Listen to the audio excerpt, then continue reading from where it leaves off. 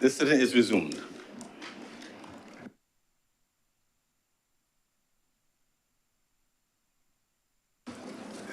Senator the Most Honourable Jerome Xavier Walcott. Thank you, Mr. President. Mr. President, I must say at the outset that I'm delighted to rise this afternoon to speak in this debate on the Appropriation Bill 2023-2024.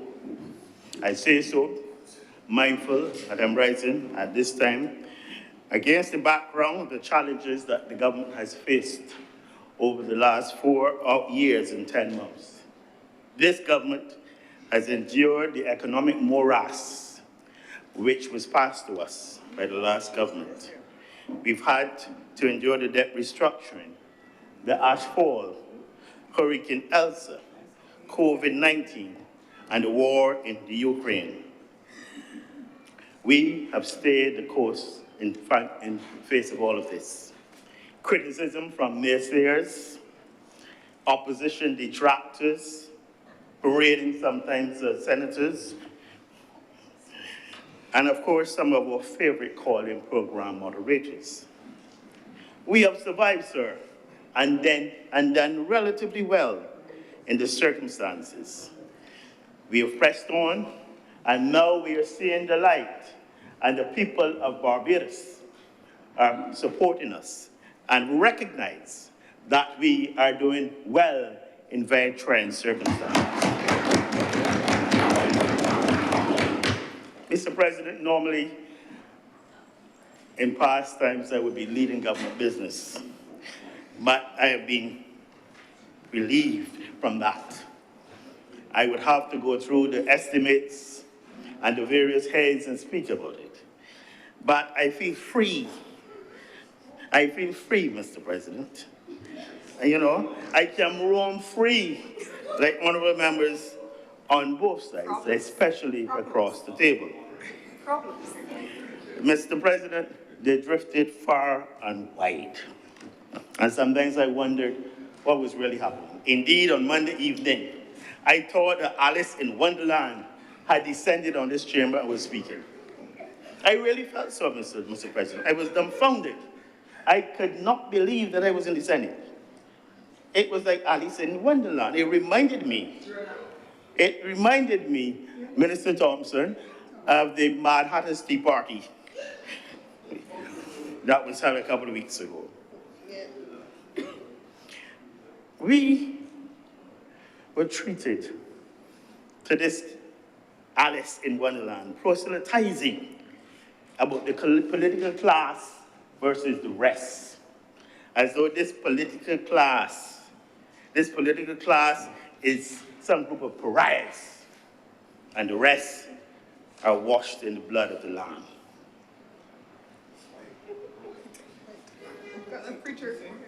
Yeah, I'm not a preacher.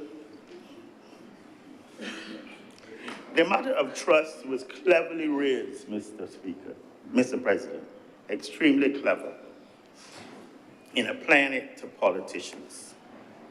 But Mr. President, you know and I know that lack of trust is pervasive in the society. There's lack of trust between husbands and wives and husbands, between brothers and sisters, between cousins, between neighbors. Even in the church, I was told last night that there's lack of trust, that priests don't even trust each other. So I don't know what is the issue. What is this special issue about trust, and that people don't trust the government? I mean, it is commonplace. In every community in this country, people don't trust each other. But Mr. President, there's a document, with your permission, I'm going to refer to. It is indeed a document of this chamber already.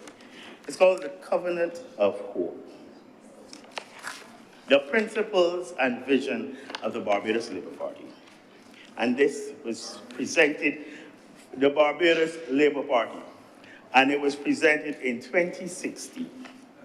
And for all of those who want to lecture the government on what it should or should not be doing, I would invite them to read this document. It is a covenant of hope. It spoke of what we felt should happen in Barbados. We were in opposition. And I know you've read the manifesto, so I know you're with Mr. President. I know you've read the manifesto.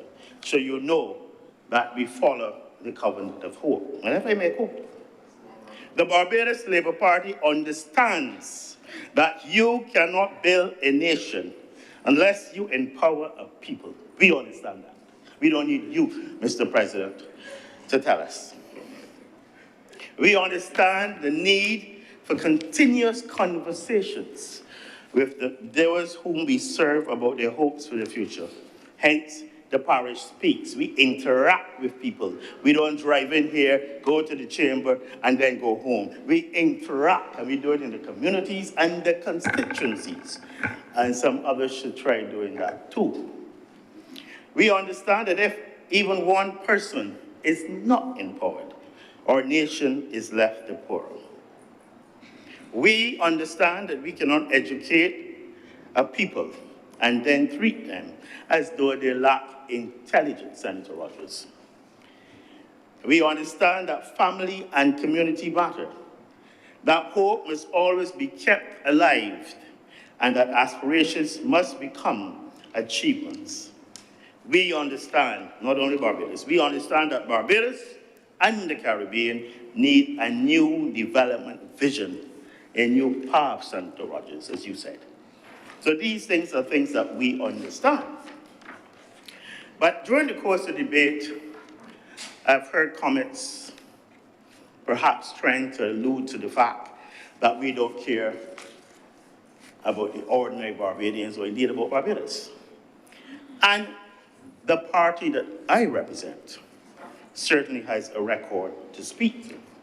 We've been speaking about transformation all week, and we can do that because we are the party that delivered to all Barbadians, Mr. President, universal adult suffrage, the right to vote, which is the cornerstone of our democracy and how we come to be in here, the BLP.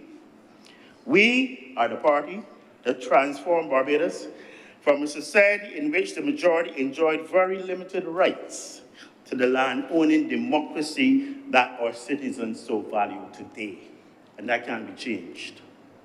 We are the party that initiated mass-based access to high-quality health care, construction of the QEH, and also education and housing. We are the party that laid the modern infrastructure for Barbados. Senator Rogers, and you reminded me of this. With the airport, the seaport, the major highways, the improved networks, and the international communications. We are the party that has always protected the poor and vulnerable. We revolutionized Barbados' industrial relations by fighting to protect workers and founding the Barbados Workers' Union, which is now once again united with us. We are the party that created the social and economic environment that led to the expansion of the middle class. Look around the room, Mr. President. Exemplified by the Tenantries Freehold Purchase Act, which gave tens of thousands of Barbadians the right to own land. Mr. President, we are the party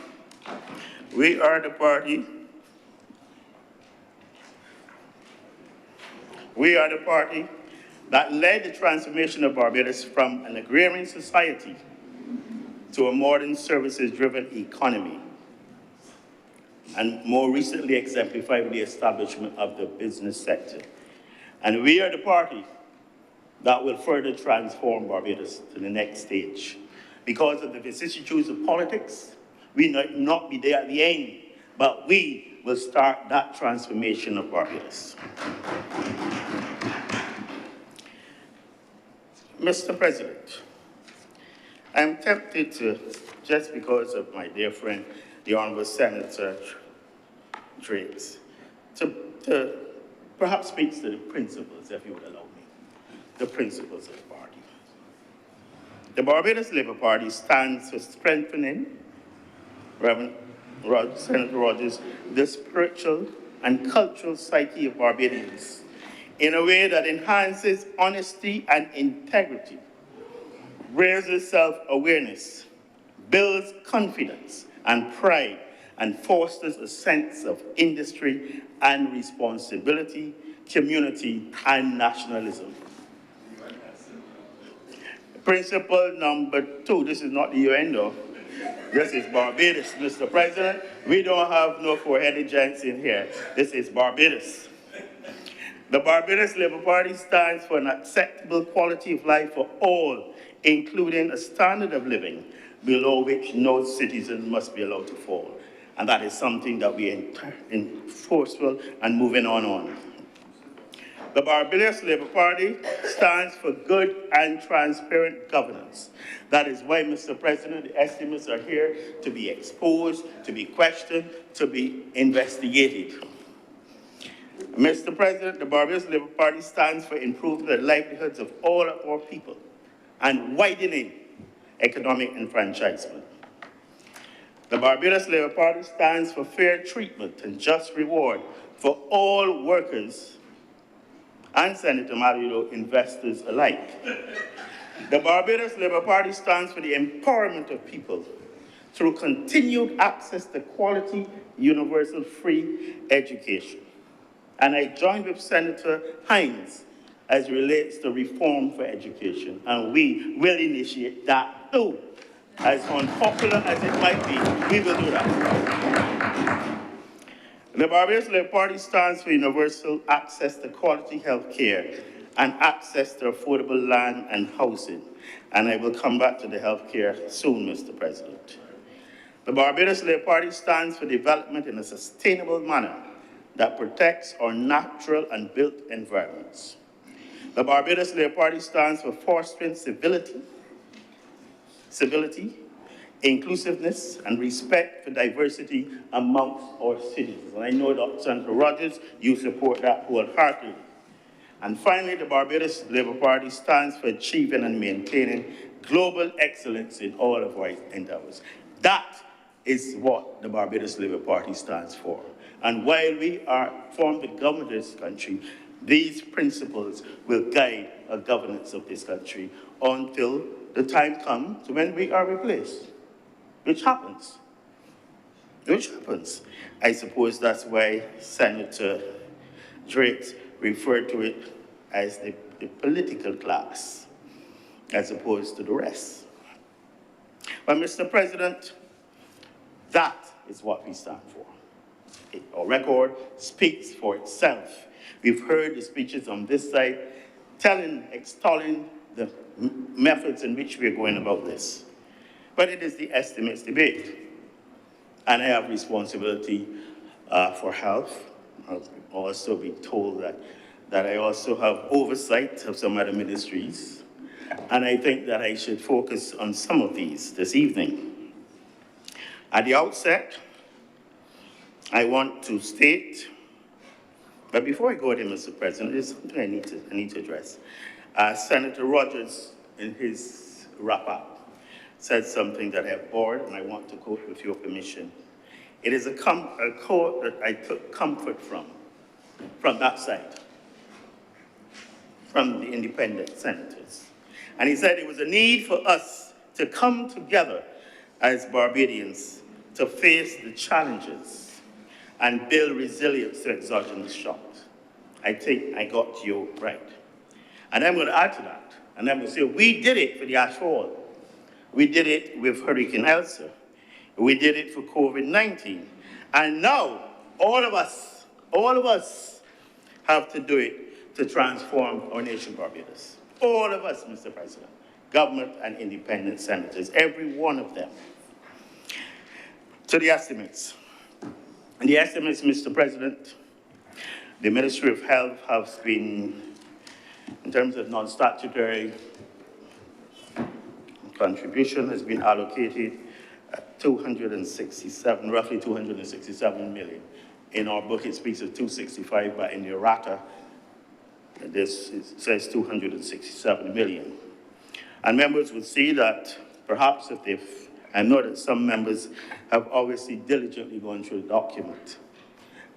Senator Hines showed us that she had done that. And they would have seen that the Ministry of Health and Wellness has on there about 34 sub-programs, including one, a new one, related to NCDs because of the importance the government attaches to NCDs. And you will see that for most of these programs, you will see an increase with the possible exception of care of the disabled. As I read, direction and policy has gone from last year 27 million to 31 million approximately. Primary health care has gone from 54 to 59. Hospital services, Senator Maynard, has moved from 165 to 181. Don't get excited. That includes the psychiatric hospital. Care of disabled. Before, because, Mr. President, someone is likely to jump up and said, care of the disabled. That has moved from 3 million to 1.5, and it is a simple reason. Last year, we had the Elaine Canterbury home in St. Lucie. We were using that to house people, elderly for care, etc. And those persons are being housed at the psychiatric hospital in the unit. So obviously, the funding is not there anymore. We have HIV/AIDS, roughly 5.9, and that is it. And as I said, the new head, chronic diseases, has now been included. And that is just about $500,000, I believe. Mr. President, at the outset, I want to start off, as I see one opposite me, by thanking, by commending all categories of staff of the Ministry of Health and Wellness, and indeed the entire health sector, for their dedication and commitment and hard work during the last few years when we're battling with the COVID-19 pandemic. I believe their work has to be applauded. But despite the challenges faced by the Ministry of Health and Wellness, including the continued presence of COVID, and COVID is still here, Mr. President. I was looking at figures this morning, and we are going with positivities of over 10%. So it is still there, and people still need to take certain precautions. There have still been several initiatives that have been started and that will be implemented in the next financial year. And Senator Maynard is sitting directly opposite me, and he spoke before I had to run after an important meeting. And I was making copious notes as he was speaking. Senator Maynard, I was actually listening to you and making notes. And he spoke of the hospital extensively, and in particular the accident and emergency department. And he's made the headlines, he's made the news, he's made the headlines on Loop, and he's being paraded as the person who's called up the state of affairs at the accident and emergency department. I know he didn't do it intentionally.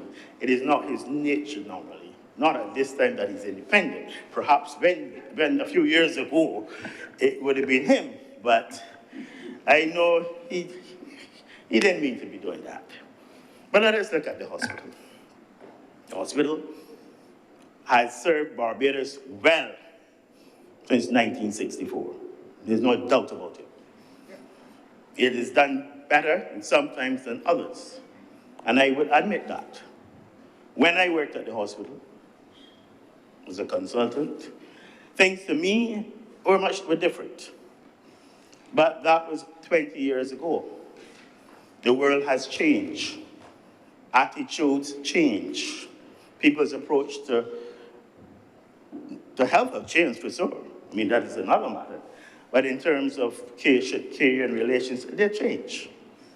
They change. And it is part of the community, Senator Triggs.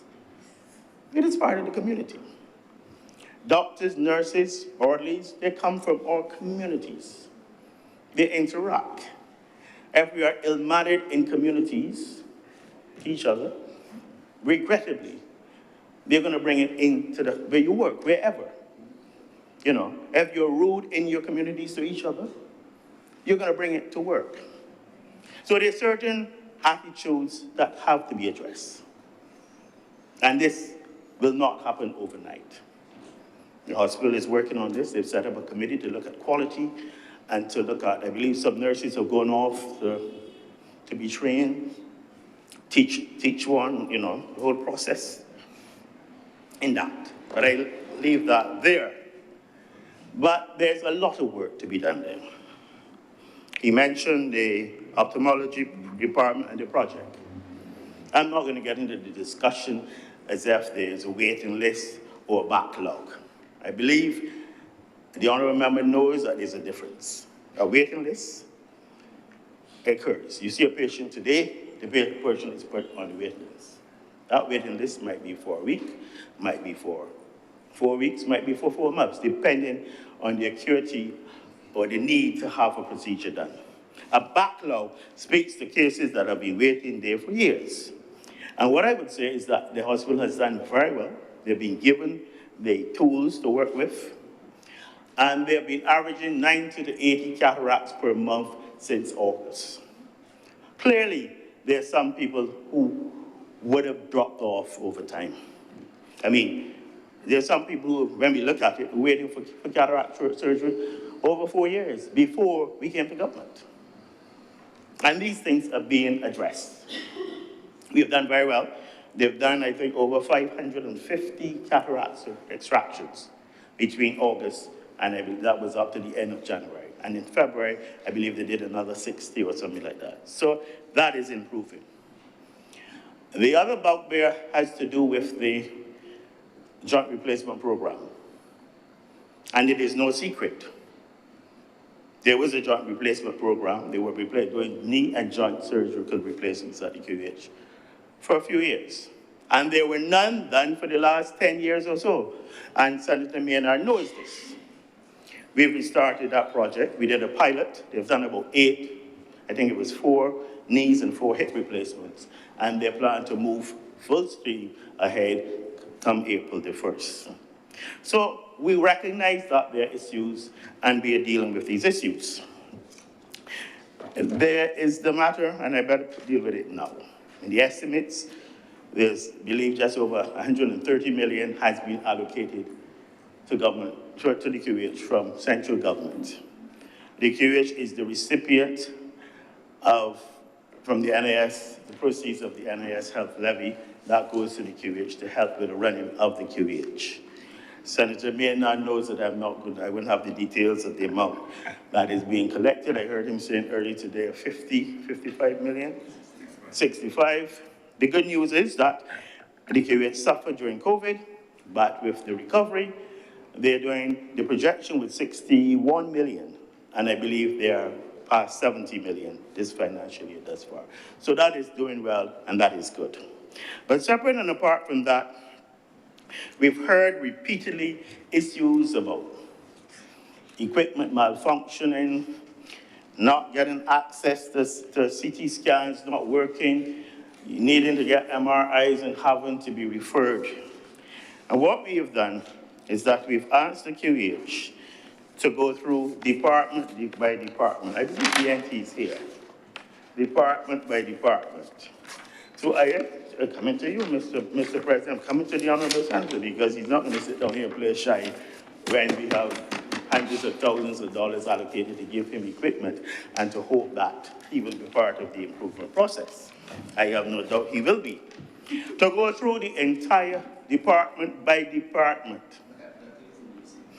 Yes, I've seen the figures of productivity, and his unit is one that is doing 80% of the cases booked per week. You should be commended for that. And we have seen an improvement in surgeries across most of the departments. But we've asked them to go through department by department to identify the equipment that they'll need, not only now, but knowing that equipment has a lifespan over the next 5 years. And also some capital projects to be done there, some work to be done. They've come up with a list of 374 line items at a total cost of about 132 million. And it is government's plan to allow QH to negotiate a loan. And the process is in train. We expect it to be completed shortly. so that the QH obviously will not, the funds will be allocated according to the requirements year per year. And this is really something that the QH needed. I know that they got about $18 million of equipment in 2020, just around COVID. And certainly that was the first input of equipment, etc., for a long time. And this is expected to bring healthcare at the QH to a different level. I see for ENT, for example, there's expected, Mr. President, through you, I see here, I'm not seeing well, $872,614 in equipment allocated to ENT. So you would understand that there will definitely be improvements. I know that with this equipment and the availability of it. I should tell the Honourable Chamber that in this there are provisions, I had provisions for 2 CAT scans, but in their speech in the other house, the other chamber, the Honourable Prime Minister spoke about getting the first CAT scan. She gave an instruction. She said it for all Barbados to say, if you need a CAT scan, buy it. That has been ordered. So there are plans for 2 CAT scans, 128 size CT scans. It will probably bless members' heart to know that within this document, there's provision for an MRI. So these are the things that we are looking at. But I go on. I'm on to the ambulance service. I'm not going to A&E yet, Mr. President. The ambulance service, and we have benefited, the hospital has benefited, through philanthropy, and recently received 2 new ambulances, which took the fleet up to 9, and they have ordered a 10th ambulance. So to improve the responses of ambulances, we keep hearing about people waiting for ambulances and not getting them, they will now have 10. The operating theaters. In my time, and I know back then in the Honourable member's time, we went to surgery some days at 7:30 in the morning, but I said times have changed. And we would do operating lists until 6, until 7, whenever it finished. And we survived. Biscuits and cheese, coffee or milk, wonder. And the move now is to get the hospital back to that, where we would run operating theater days from 8 to 10, at least 10 hours, to get off more of those elective cases. Clearly, additional staff would be needed, and provision is being made for this. We need especially anesthetists to perform these tasks, and some additional registrars in the various departments. We're also trying to refurbish to outfit 2 theaters. We're currently using 7, and we are moving to 9, hopefully within the next few months. The Lions Eye Care Center has 3 theaters. And you have also heard the Prime Minister speaking about allocating $5.5 million to the Lions Eye Care during her statement to have that refurbished so that we can bring those 3 theaters also on board so that the QH will have 12 operating theaters where they can manage the various surgeries, deal with the various lists, and hopefully, with the word that my friend, the Honourable Senator Hines, used yesterday, monetize education. Perhaps some of the consultants, like my Honourable colleague over there, could help to bring some of the revenue into the QH by utilizing these 12 theatres. Clearly, we'll have theatres for private surgery. Accident and Emergency Department, Mr. President. The Honourable Member spoke extensively about the Accident and Emergency Department. And it might seem strange, but a lot of what he said is true. I visited the Accident and Emergency Department. The patient flow process is flawed, I admit that, and it's being dealt with. We obviously need more space in the Accident and Emergency Department. We built a new Accident and Emergency Department. You said it was about 11 million. I've heard prior to the last election that it was 32 million, that it was 20 million, that it was 16, but I know that I take your word, 11 million. That is what it was. I know him to be an honourable gentleman. Yes, and you all went to school together, so you know he's honourable. Yeah. Space limitation. The ANE, I don't think people recognize it, operates at 3 levels now. The antenatal clinic is being used to accommodate patients. Okay.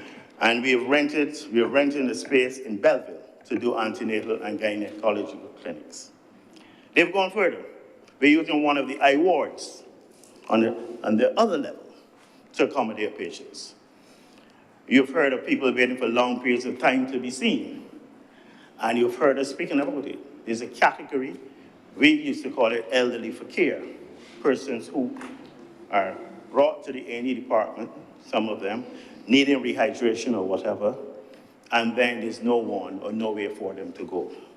There are patients within the QH, especially in medical wards, who have been brought in when they were ill, being treated, and their relatives or whatever said they can't deal with them, they can't accommodate them in this. And it's called elderly for care. And it causes a backup. You may have 2 or 3 patients. I believe in January, it was just after Christmas, there was as much as 32 people occupying spaces in the QH designated as elderly for care. Clearly, if 32 people are occupying 32 beds, there are people at A&E who will need to be admitted, who can't be admitted, at least not in a hurry. There are people who need elective surgery. And you use one ward, you might push some medical person into a surgical ward. So we've been doing everything to accommodate people. If you have overcrowding, you cannot admit elective surgery, critical for elective cases. So it helped. That is what has ensued. We're now using the alternative care reality program, which you will see in the estimates. I believe it's 1.5 million allocated, where the government, since started with you, Honourable Senator Thompson, in 2000, where the elderly are housed, those who don't need much care can do things for themselves in private nursing care facilities. This was not being utilized to its full extent. So we've been able to move most of those people now out of the QH. So it's given us a little breathing space. But patients keep coming. And every day there will be 1 or 2 elderly for care again. So as you get them moved into a different thing, you still have to deal with them. That's overcrowding. There, if you have patients on 3 different levels, the staffing, the nurses, the doctors, it's going to be an issue. Because they can't just deal with the ones at the ground level. They have to be providing care for the ones in the antenatal clinic, the patients also in the eye clinic. And that was an issue. In a nutshell, we need more space, and we need adequate patient flow. The Northwell group came in who ran a series of hospitals and emergency facilities in New York, and they have done an assessment. Already, the QH has started to put some of the processes in place. They also raised the issue of patient flow, or lack of patient flow, where a patient would come here, would see one person, would go back up there, and then have to come back and sit somewhere in a chair to be seen and all of that. And you're moving towards a situation where you want to get back to the good old days where you had a section see and treat. Because I believe, I should probably speak about it now, in Barbados there's this myth that once you go to A&E, that you should be seen almost immediately. Or that if you got there before, I'm back, Senator Thompson, Mr. President, that you should be seen because you came before this person. It doesn't work so. It's a triage system. A triage system from 1 to 5 in terms of your severity of illness. 1, essentially, if I don't treat you right away, there's a 80 to 90% chance that you will not leave any. That is category 1. They are dealt with immediately. There's category 2, who are not as urgent, but have not dealt with in the first half hour to an hour. They are likely to become a category 1 and face imminent expiration. Category 3, these are people who might need admitting, who could have who are not that seriously ill, but are ill. They need to be seen. Then you have the category 4 and 5. The category 4s are usually people who could go to a polyclinic and be seen, the walk-in clinics, the Winston Scott, People come with constipation. It can be serious. But if you've had constipation for two days or 3 days, and you suffer from intermittent constipation, you come to A&E. And I've seen, recently I went down there to see what is happening, where someone is referred, goes and with constipation to a private facility and is referred to A&E for an enema. That is a category 4, so you'll wait to be seen. And category 5, of course, don't need to be anywhere near the hospital. But this happens. Everyone comes there, and everyone expects to be seen. And it all adds to the crowded situation. So these are things that we have to look at as it relates to the categories. We are trying to strengthen it. We put more nurses to do triage. And Senator Maynard, we are adding a doctor to start a CN treatment. Because there's some people in nail puncture, tetanus, dressing, doesn't need to be waiting there as part of the process. So those are some of the things that we are looking to do as it relates to A&E. Big refurbishment, as you call it, as the original A&E. The plans are there, the drawings are there. As you heard, the funds are now available. And that will accommodate, I believe I'm told, 16 trolleys with beds, cubicles. So we will then have a facility that can hold 32 people, 32 trolleys. So we'll have an expanded facility and be able to decant and stop using the antenatal and bring everything on one floor, one area, where we have the staff rooms, the persons who are being monitored, etc., and have everything so that we have smoother flows of patients. This will not happen overnight, clearly. The refurbishment, we estimated to take 6 to 8 months, but we'll see. And some of the equipment that will be required has been ordered. There's a cardiology, a cardiac care project, which I don't believe many persons have heard about, where we are very concerned about the number of people in Barbados who have been affected and dying from heart attacks. And essentially, it is getting Barbadians aware of the signs of an imminent heart attack, chest pain, and the accompanying symptoms. But going further than that, the ambulance is involved in the problems, the emergency ambulance services, where a number of the officers were trained in the past as paramedics who could start intravenous, who could do these CGs. They've been further trained now to be part of this process, that to recognize when someone has obvious signs of probably a heart attack in terms of starting treatment.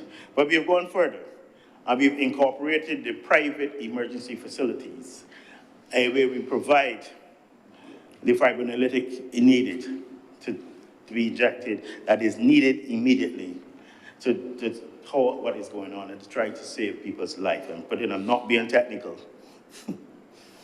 And that is the process. It also speaks to an area in the A&E which will be called the chest pain unit.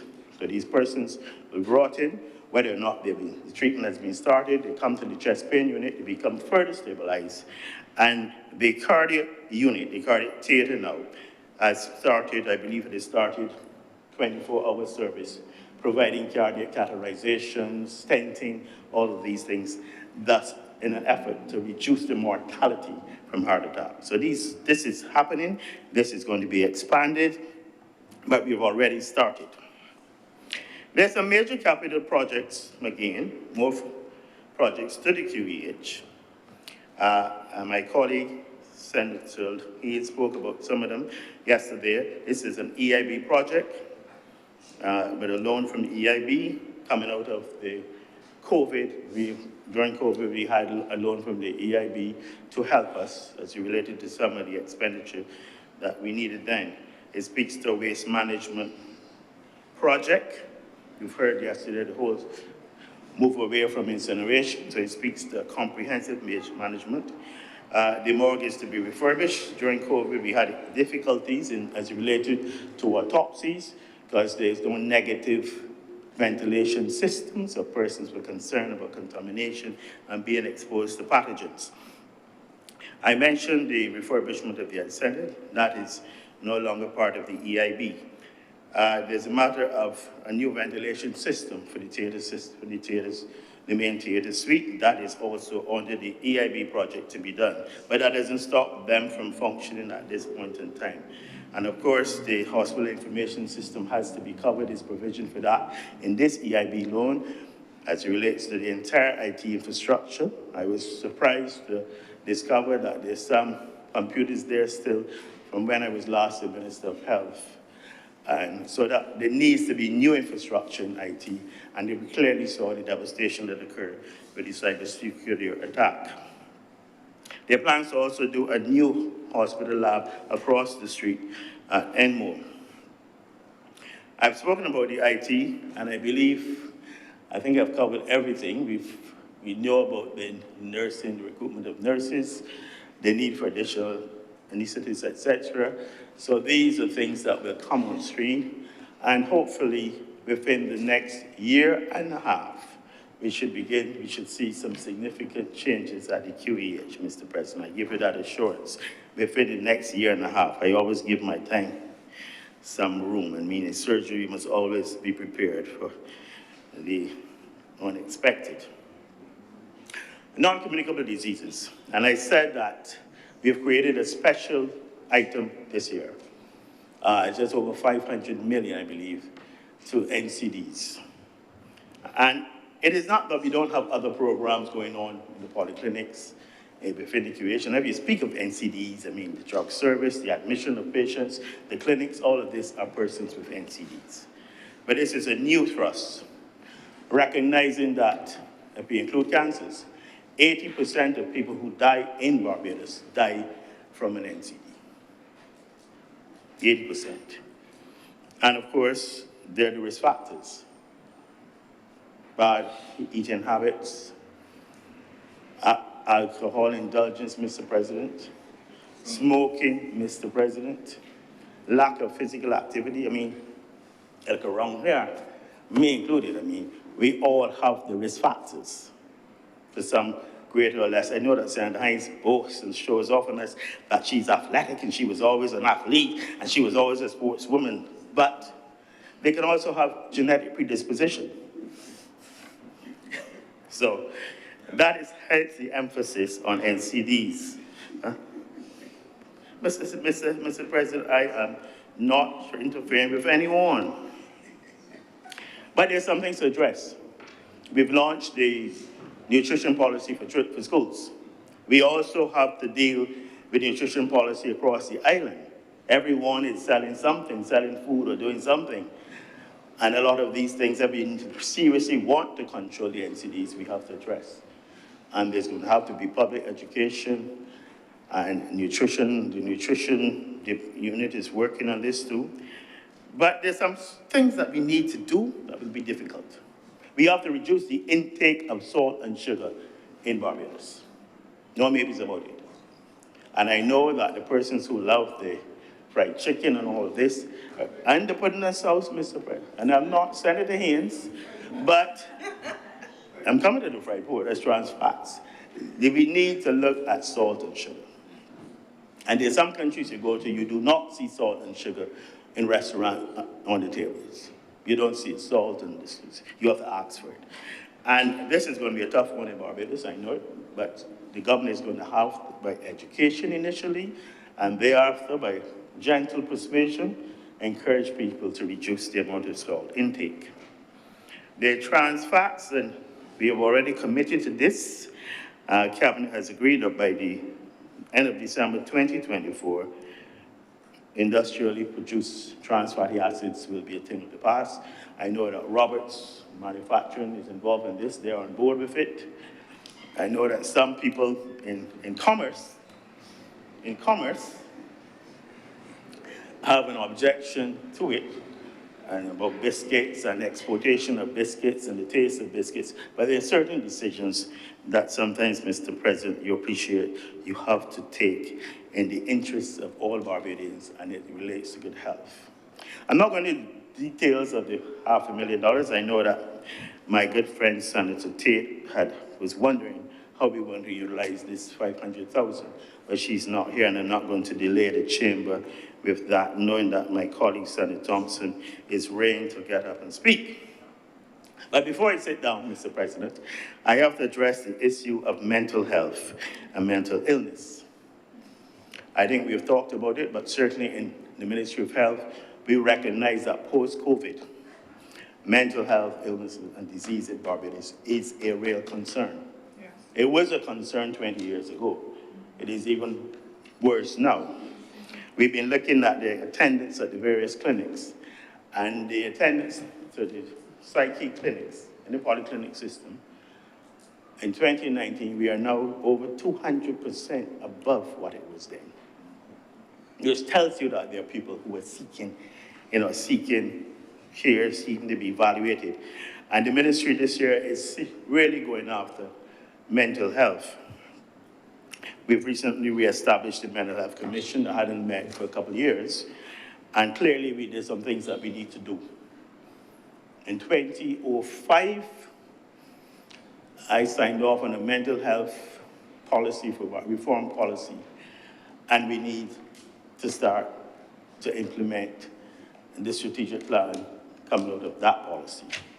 We've had a review by PAHO consultants, and they've essentially come back with the main tenets in that policy.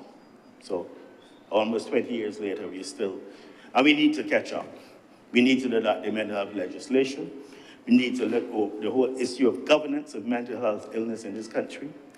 We need to look at public education and the stigma associated with mental health illness. We need to look at community mental health. We've started, but we really need to push it. We need to integrate it totally into the polyclinic system, that you don't have a line here saying this is diabetes at this time and you come in the evening because you're sick. We have to integrate it fully. We are expanding the numbers in who will be employed, psychiatrists and counseling psychologists in the community thing, because we need to move it into the community.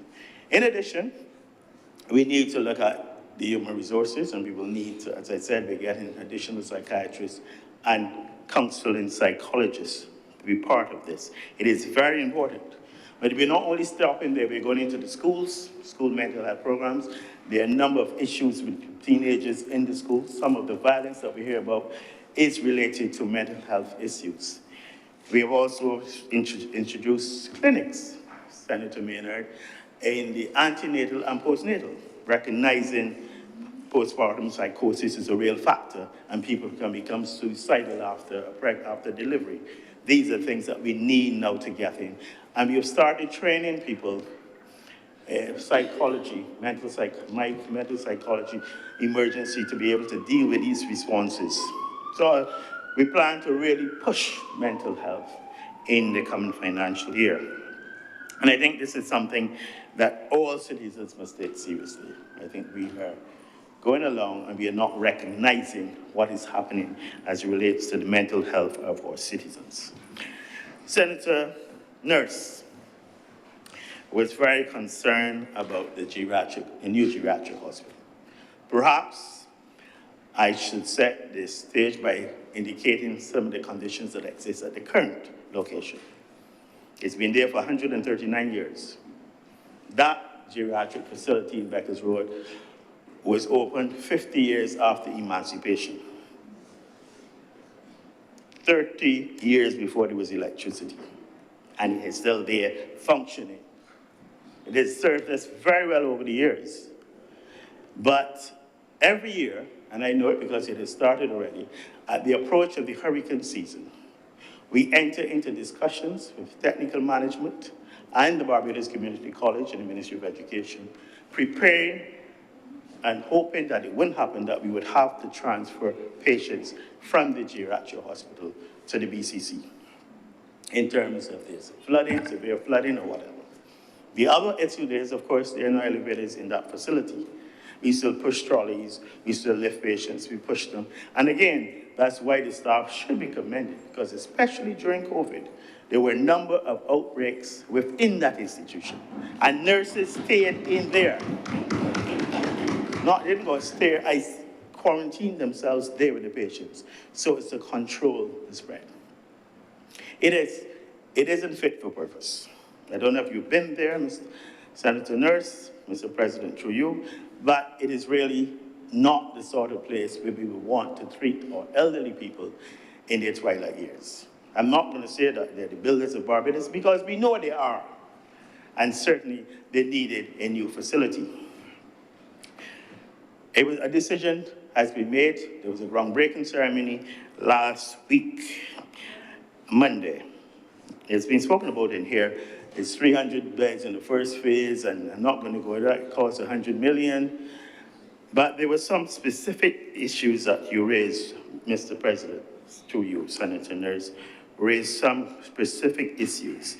He made some reference to some, not Tea Party, he said a town hall, I couldn't remember, a town hall meeting. I thought it might have been a Tea Party that he was attending. First of all, it's going to occupy 18 acres.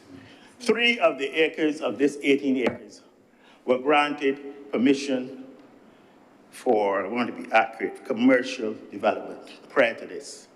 So the plans to use there are not new. With a new arrangement for zoning, it's in zone C.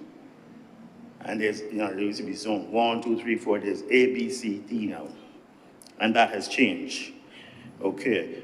We've been told you were concerned, Mr. President, he was concerned about the water table, and we all are. It is not in zone 1, it's not in zone A, but there's still some precautions that have to be dealt with. And perhaps I should mention the EIA, because this was an issue. The terms of reference were set up by the EIA committee on the 20th of July last year, and the public consultation was held on the 7th of September 2022, the public consultation. So the EIA, there was a public consultation. As it relates to your concerns,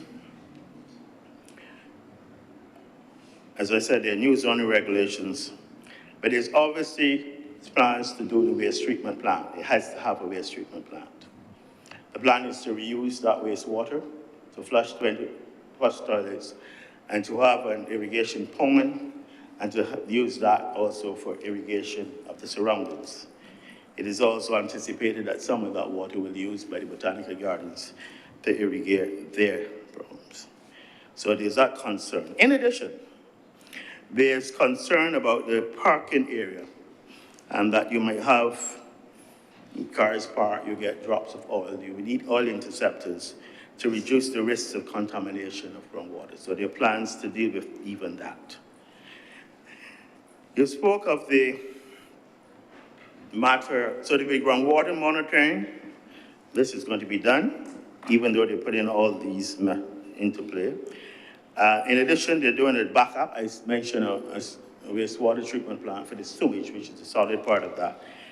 A 2-day holding tank in case of emergency, which could be trucked away to the Bridgetown sewage treatment plant per hours the one of the thing breaks down.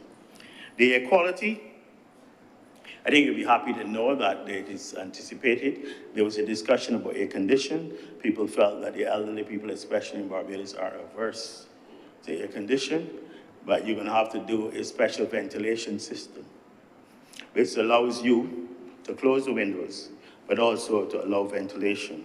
Of course, the windows can be open. They are not going to be, as I saw some people saying that the new buses, the windows can be open. In the Geriatric hospital, you will have this. There's a plan to utilize air intake filters to remove any particles that might be in the atmosphere. So those are some of the issues. Oh, the matter of noise. They are going to construct an earth berm, and they do the necessary vegetative wall, they call it, to deal with that. But also, the presence of trees also helps to filter particles from the air.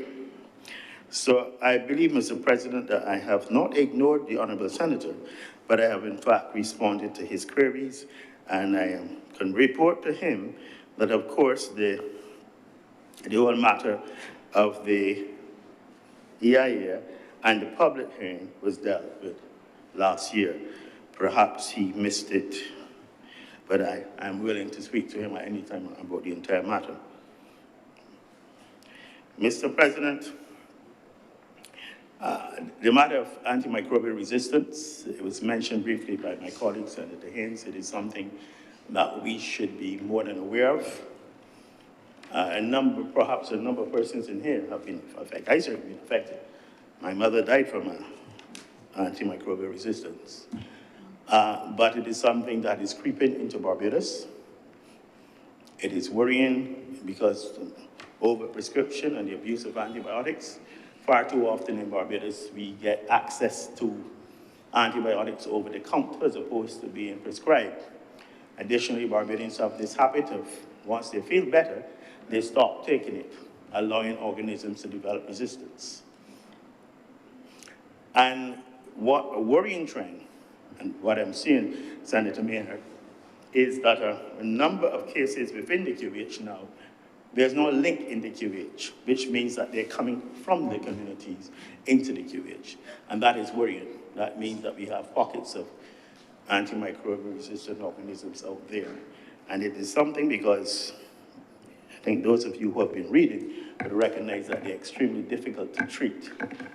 And it is something, the Prime Minister is a global chair of the high-level group, which is looking at this, but it is nothing to scoff at. It is something that we need to pay especially attention to.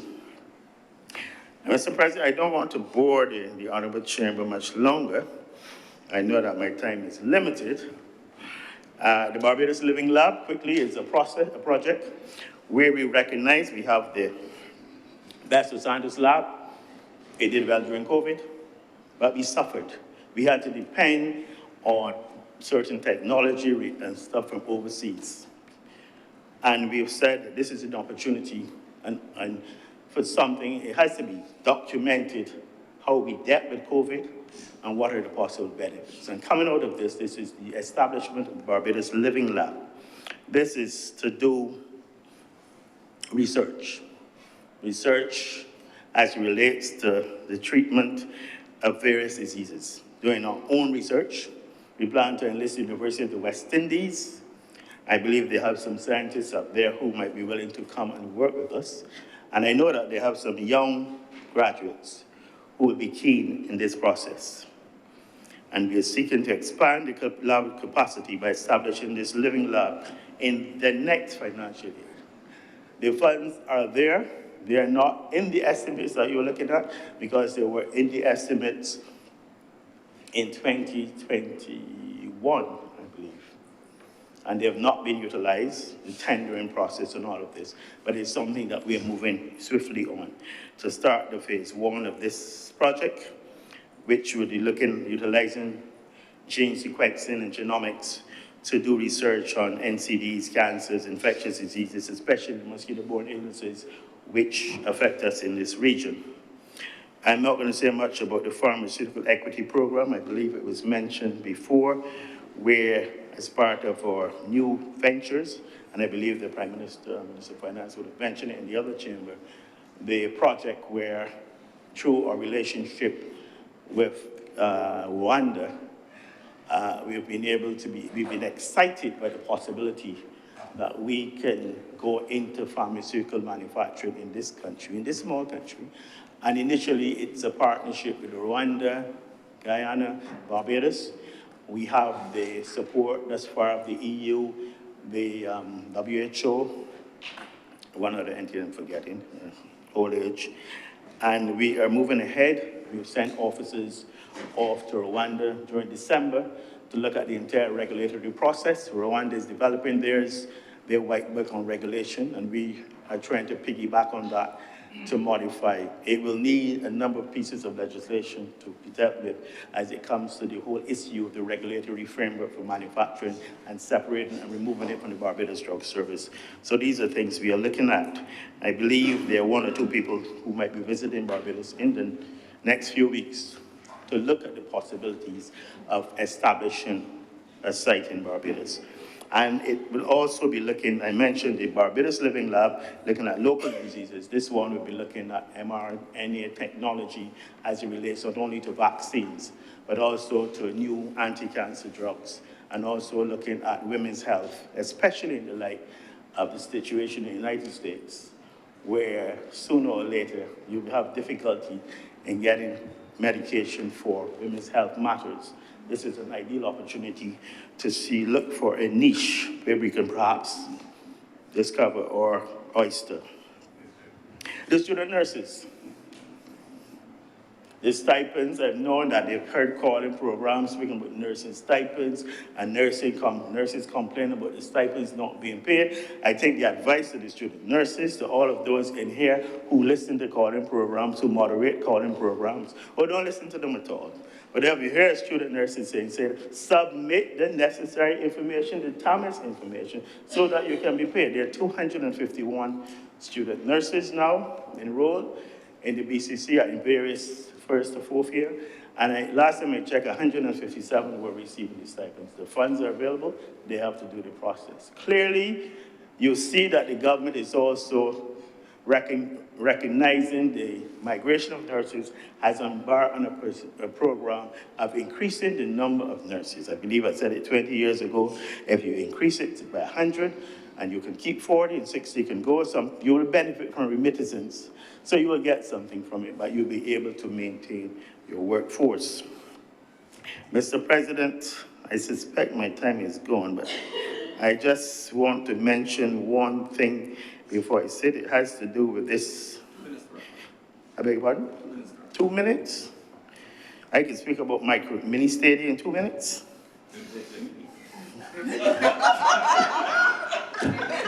What can I say? What can I say?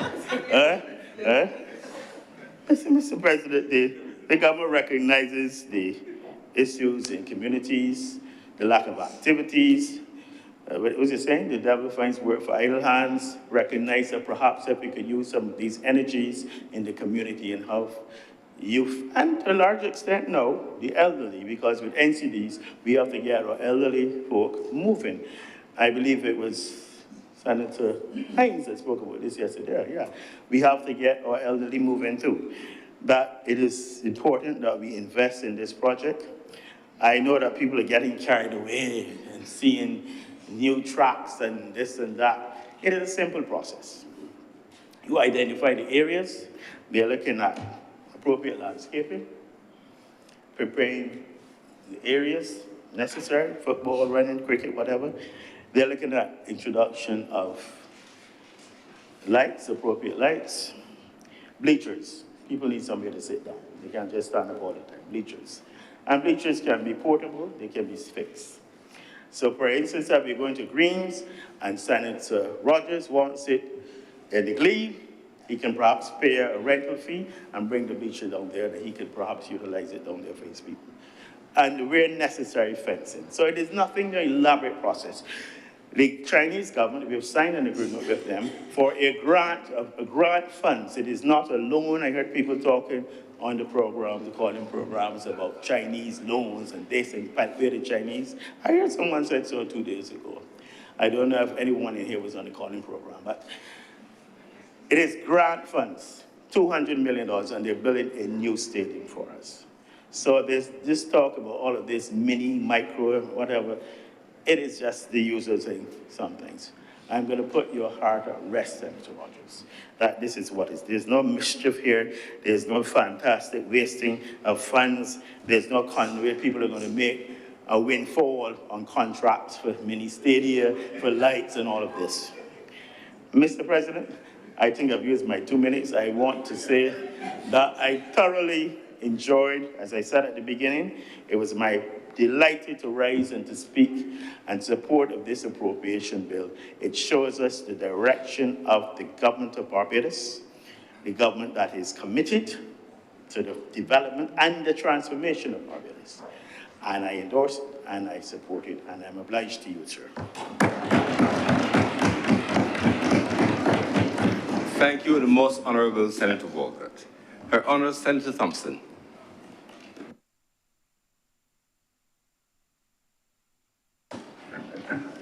Thank you very much, Mr. President.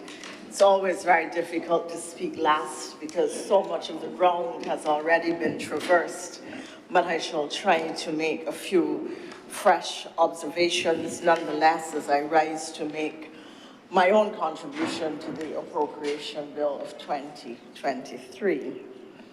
This has been a wide-ranging debate, very interesting. Questions being raised to which the answers could easily be found if one wanted to know them. Philosophical discourses from priests that were highly titillating at the academic level. Comments by one who should know better, bordering on issues of political corruption, who, when challenged, sought, since we are in this season of Lent, to posture like a political pilot and wash their hands and say, I have nothing to do with this, I'm innocent. And then I was told that I was beating myself up. Well, I found that to be the most interesting comment of all yesterday, sir, because given the natural mischief of my mind, it went from images of ascetic religious orders with self-flagellation to spanking, sir. And the chamber can interpret that however it wishes. But to turn, sir, to serious matters. This chamber is called on to consider the Appropriation Bill of 2023, to speak to matters of finance and development, and to examine for the nation whether or not the call to transformation was necessary, to what extent and how we should pursue it, what its consequences could be if well pursued, and what is our role as citizens in the creation of a transformation agenda for a small island developing state in the 21st century, beset by and buffeted by winds of international hostility, in a world that is no longer sympathetic to the small and the defenseless, in a world where people and those who appear to be partners and claim friendship make the appropriate mouthings, but at the time when it comes to effect change, or to make decisions that will protect, or to exercise a level of empathy which suggests that they want to see all members of the human family live with a high degree of dignity, they refrain from the vote, or the action, or the intervention, or the convention, or the sign-on and compliance with the convention that makes the difference in the lives of the small and the poor and the vulnerable. And therefore, if you frame it in that context, if you frame it, sir, in the context where Barbadians came out of a period, and we are 6 weeks away from 5 years since this government was first elected, what would be in normal political term? 5 years, sir. And we have forgotten that so I'm saying that if you frame the call for transformation in the context of a hostile international environment or an unsympathetic international environment, and then you locate it in the context of the recent history of this country, you will understand why a call for transformation by the leader of Barbados in the person of the Prime Minister was necessary. Errol Barrow told us that we would be friends of all and satellites of none. He went on to say that our diplomacy would be a diplomacy of development.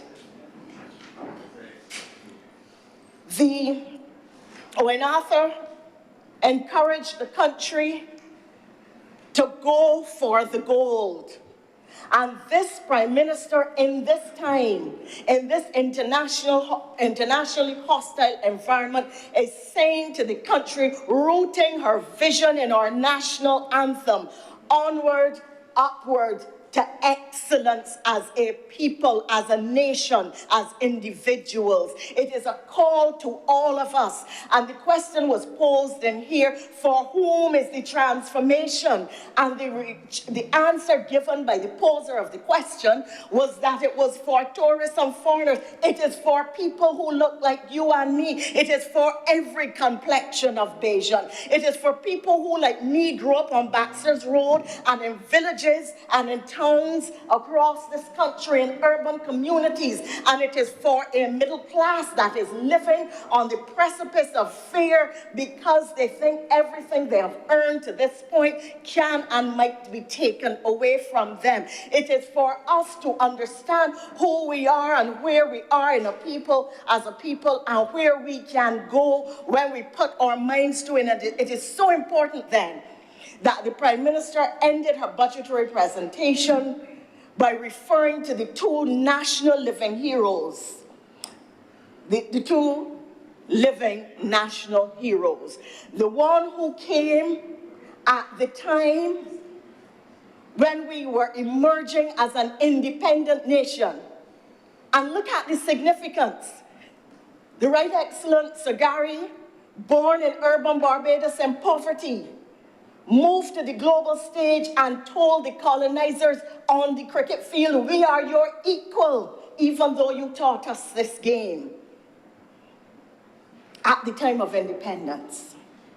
And at the time that we transitioned to a republic, a female hero, born in urban Barbados, came, having come to the global stage, has transcended all barriers and emerged as number one, as a business person, as an artist, as a creative, showing that in a small island developing states, there is no bar to excellence, and Barbadians are capable of being the best that we can be when we put our minds to it.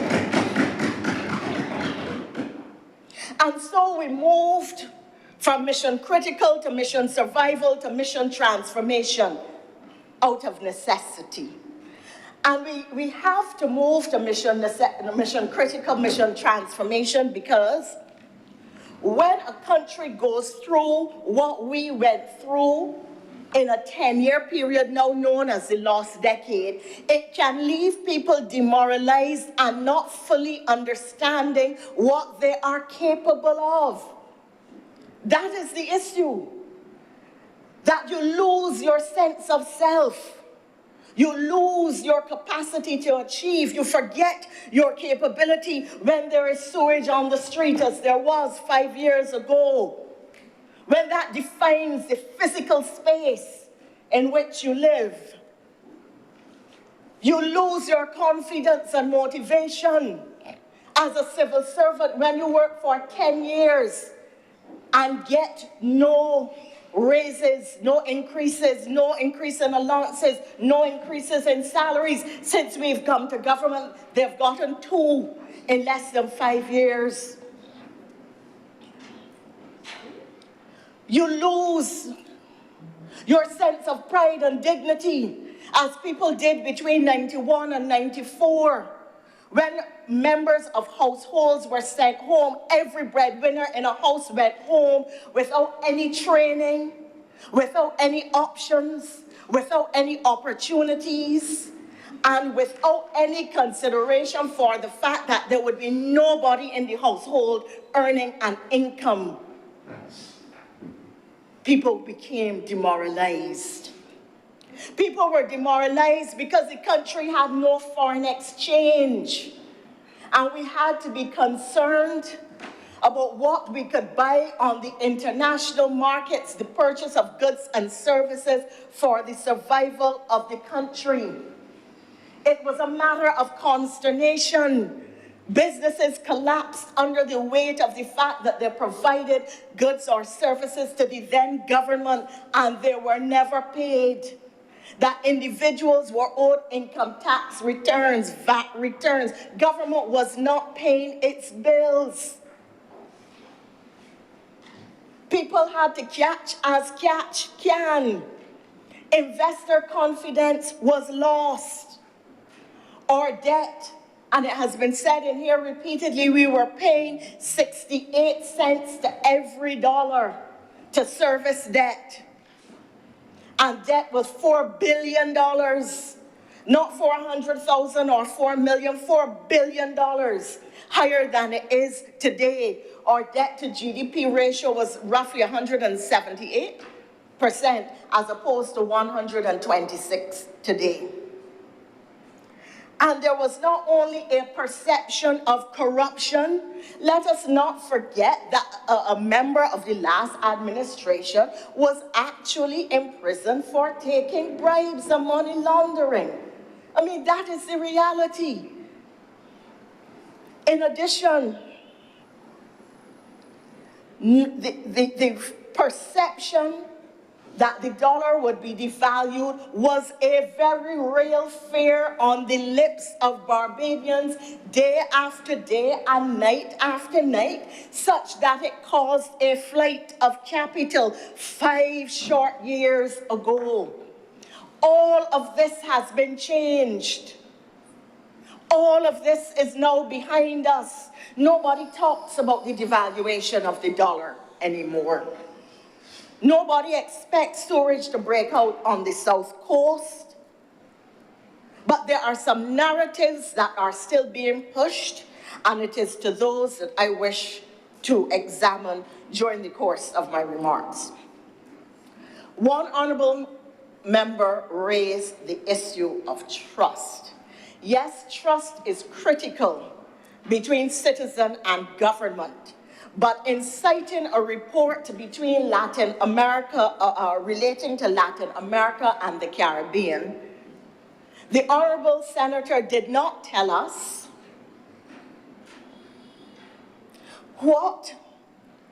whether there were any distinctions between the level of confidence in Latin American citizens and their governments vis-a-vis Caribbean citizens and their governments.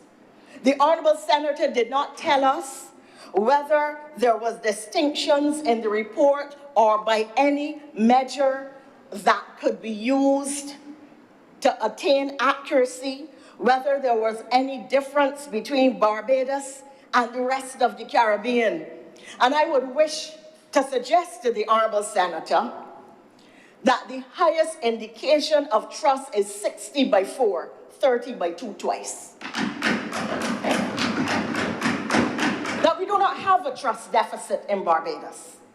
It is being pushed as part of a Democratic Labour Party narrative, which the Dems and their acolytes on the call-in programs, in here, elsewhere, all about there and all about yonder, sir, are pushing to create a narrative and a sense of fear and an undermining of confidence in the government, so that over the course of the last week, people were saying, SOE reform, where are the details? We must have the details. You can't do it without details. No discussion with the public, with the unions. No detailed discussion with the public. But you are to put the details out there only for the same people to get on the radio and lambaste you about the impropriety of how it is being done. The SOEs will be reformed, and they will be done in a manner that ensures that there are minimum losses, that people are given training to transition into new opportunities, that we will set up enterprises of which they will be the owners so that they can build intergenerational wealth. And it will be done in consultation with the unions, with the public, with the stakeholders, as is appropriate and proper. But we will not be bullied by the Dems and their acolytes to breach the process of propriety by putting out to the public something that we create all on our own without engaging in discussion with the public. So if you want to know about public trust, do not suggest or imply that there is a deficit of trust in Barbados unless you can cite also data from the academic literature which will prove that what you are saying has credibility and legitimacy. And I caution people, the public can be very cynical.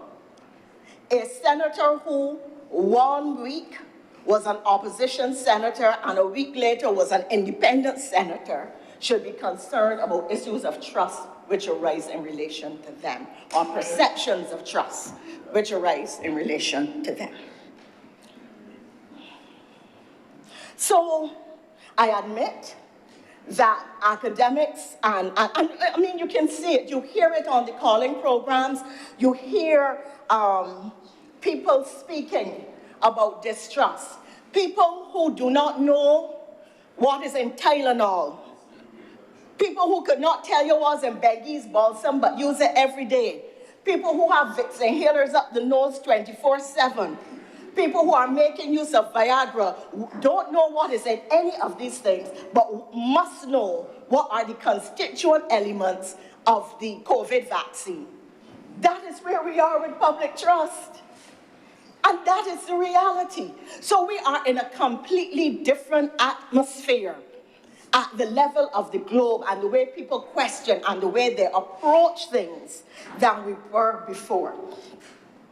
And we may ask, and I certainly ask, how is this mistrust and distrust manifesting itself or being driven into the public narrative? And I say to the public, beware of false prophets.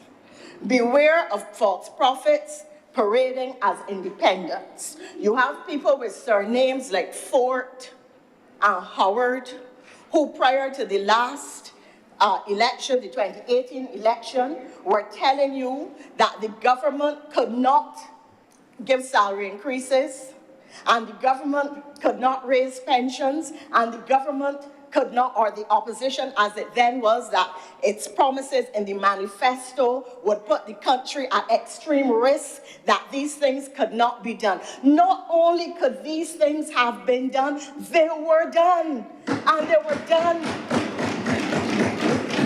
without putting the economy or society at any risk. They were done with money left over to deal with COVID. They were done with money left over to deal with the ashfall. They were done with money left over to deal with Elsa.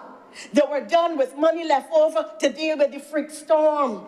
They were done with money left over to give people baskets and all support the 1,000 most vulnerable families, etc., etc. They were done. So that when the same people come back now and tell you, well, there will be increased taxes and job losses. Or if that happen in the budget, it can happen mid-year. Just do not take them on. Beware false prophets. But as I said, the fact that we've had a 64 suggests to me that much as the Dems and their acolytes in all places are pushing particular narratives, that the public is more analytical than you would think. In fact, let me give you another example. I was on the calling programs the day after the budget, and several commentators made comments. They were highly complimentary of the budget, but there were independent commentators, and each one raised one or two concerns. When the news came at midday, only the negative comments were carried as the headlines and the substance of the news. None of the positive or complimentary comments were carried as part of the news stories at all. And it is because, in my view, apart from the fact that you have a preponderance of DLP sympathizers, supporters, aspirant candidates, aspiring ministers, etc., and aspiring ambassadors and high commissioners, yes, as moderators. And in the press, you have similar commentators driving public opinion, that the press seems to believe that because we had won all the seats, that they need to set themselves up as a kind of unofficial opposition, and everything we do, they must criticize or somehow attack. So there is a constant parroting of the DLP narrative. There is a constant creation of the space and empathetic presentation of their perspectives and have dealt with corruption. And let me return to that. This administration has done more to address corruption than any other administration in the history of the country. There has been legislation brought here. People need, those who come to public office as ministers now need to say what their, give statements of financial accounts and their financial status. They have to do declarations of assets. You have the Financial Public Accounts Act, I think. The integrity legislation came before this chamber and failed because some of the independents refused to support it. Some who were in there then and some who are in here now. But yet you would hear talk about corruption as if government is not pushing an anti-corruption agenda. So that's one. Then we are hearing, oh Lord, we're frightened for the debt. Well, that is to terrorize the middle class.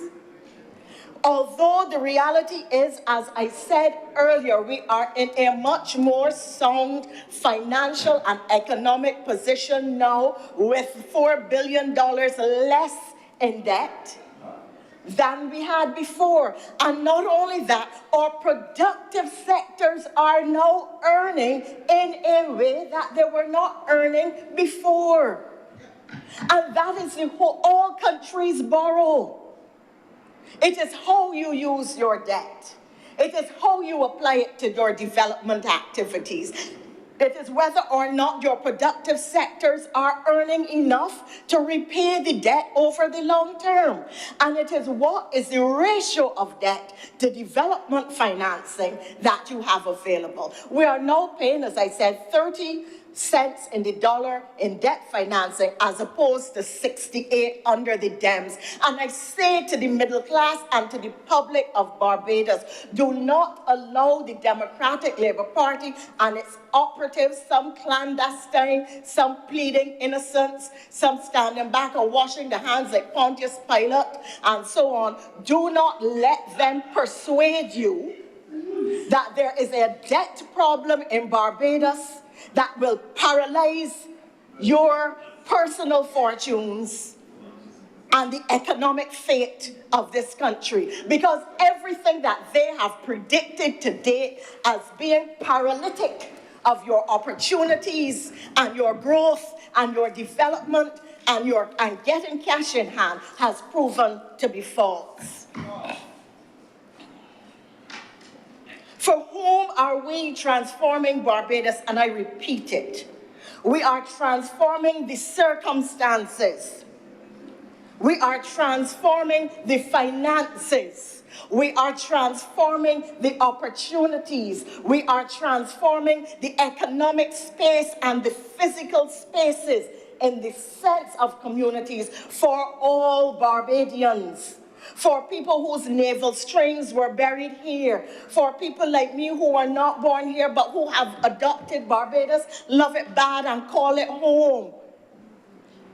This is who we are transforming for, not for investors. The next thing that we heard, and it was raised on the day I was on the calling program, is that the government giving away people land. All these white people coming in and buying up the land. All this investment bitches and you have no more land. And we were told by the current president of a former great political party, who is now himself only a political night watchman, and I use that in the cricketing sense, sir. having but a short time at the crease before removal, that too much land is being utilized by the government for development, and that what we need to do, and this is a very serious discussion that the country has to have, what we need to do is make a policy decision, hear the language, make a policy decision that land should only be put into development by way of lease, but land should not be sold for development purposes. I tried to explain to somebody who alleges that they are trained as a lawyer that it would not be possible because we have property ownership here in Barbados. If Miss Bishop down the gap owned the land that her chattel house is on, she owns the fee simple absolute, and Peter Tchaikovsky come from over and away and offer Miss Bishop 6 figures for the 5,000 square foot piece of land, up in $500,000, and Miss Bishop say, "Care Shepherd, here I come." Well, I never see so much money here in my life. We cannot stop Miss Bishop from selling her land, nor can we say to Miss Bishop, "You can only lease the land to a foreign investor." To do that would require a change of the Constitution, not a change of policy. And this is what was being put out by the leader, the political night watchman, occupying the seat at George Street. That all it requires is a change in policy. It would require a change in the Constitution, a change in culture, a change in approach. It would require significant discussion with the country. You cannot take up people's land and tell them that they cannot sell it. No, if government owns land, holds it as the crown for taxpayers, or the state for taxpayers, wouldn't be crown lands anymore. The individual, the government can decide that they are only leasing lands. That is another policy decision. But you cannot tell private owners that. And the majority of land in Barbados that goes into development goes in from private persons, not from government. So that I want us to be absolutely clear. This is why I say beware false prophets. Because people put things out there in the public domain, making them sound simple, in an attempt to try to flog the Barbados Labour Party, but which have which innocent people will tend to follow, which people on call-in programs will repeat and parrot, and immediately after it was said, somebody by the name of Ford, who purports to be an independent economist out of Canada, immediately said, "You see, it is the policy of the Democratic Labour Party to only lease lands," etc., etc. We have to beware of false prophets and the implications of what they're saying. Owen Arthur made a statement that land should have its highest value. That was also the position of Errol Walton Barrow when the Sandy Lane estate was taken out of agriculture and put into tourism. That was giving land its highest value and allowing for external investors to come in and take up a large portion of land across some of the best beachfront lands on the West Coast to do development. The conversation that we should be having is not any false conversation about the fact that you can just stop people from selling the land. The conversation that we need to have as a country is what development models, as we seek mission transformation, should we be pursuing?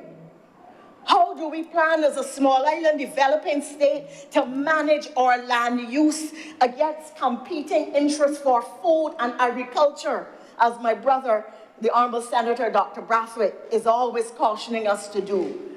As we need to have it for land for people who live in Barbados, as we need to have it for development, as we need to have it for open space, as we need to have it for recreation. There are multiple and competing uses, and you have to determine what the benefits are going to be. And therefore, it is important sometimes to ask the question, what is the cost of not doing so-and-so, even if you cannot immediately tell what the cost of doing it is? Because the price of protection or the price of an entry into a space is critical for you. How do we attract foreign direct investment? These are the conversations that we need to be having. Equally, what can the country afford as a small island developing state? We heard about all of the development that is wanted at the hospital. We know what we must do for education reform, but there is a price to it all. And unless we can have all our economic engines firing at maximum, then as a country, we cannot afford the price of development, and we must ask ourselves what we want, what we can afford, what is reasonably sustainable, what is the package of development goods and services to which every Barbadian should be entitled. All of that is the consideration that has to go into your mission transformation. And let me say, other questions were asked, and I want to deal with some of them. One of the questions that was posed in here weaved around the issue of natural resource curse. I was amused. We have not pulled a barrel of oil or a cubic meter of natural gas out of the ground, and already somebody is trying to wave up a flag or a straw to alarm people about natural resource curse. Mr. President, I rise on a point of elucidation. Sure. In my speech, I provided a hypothetical, and I made it clear that I was providing a scenario analysis as a critical thinking tool. At no point did I suggest that anything was found or that anything was being done, but that in the event that such occurred, we had to be aware of some of the pitfalls that other countries have fallen into. I understand that this may be a nuanced distinction, but it is indeed one. Thank you. Thank you very much, Senator Dr. Hines. I would Senator wish Thompson. to assure the Honourable Senator that I do understand the distinction, because I happen to have, and I believe that I'm the only one in this chamber and the only person in Barbados with a master's in oil and gas law. So let me help you. Let me help you. Because I know that you're accustomed getting up and lecturing and people sitting down all thinking that that's the end and the be-all. So let me help you, if I may. Mr. President, Yes, Senator Dr. Hines. I rise on a point of order. Yes. I rise on a point of order.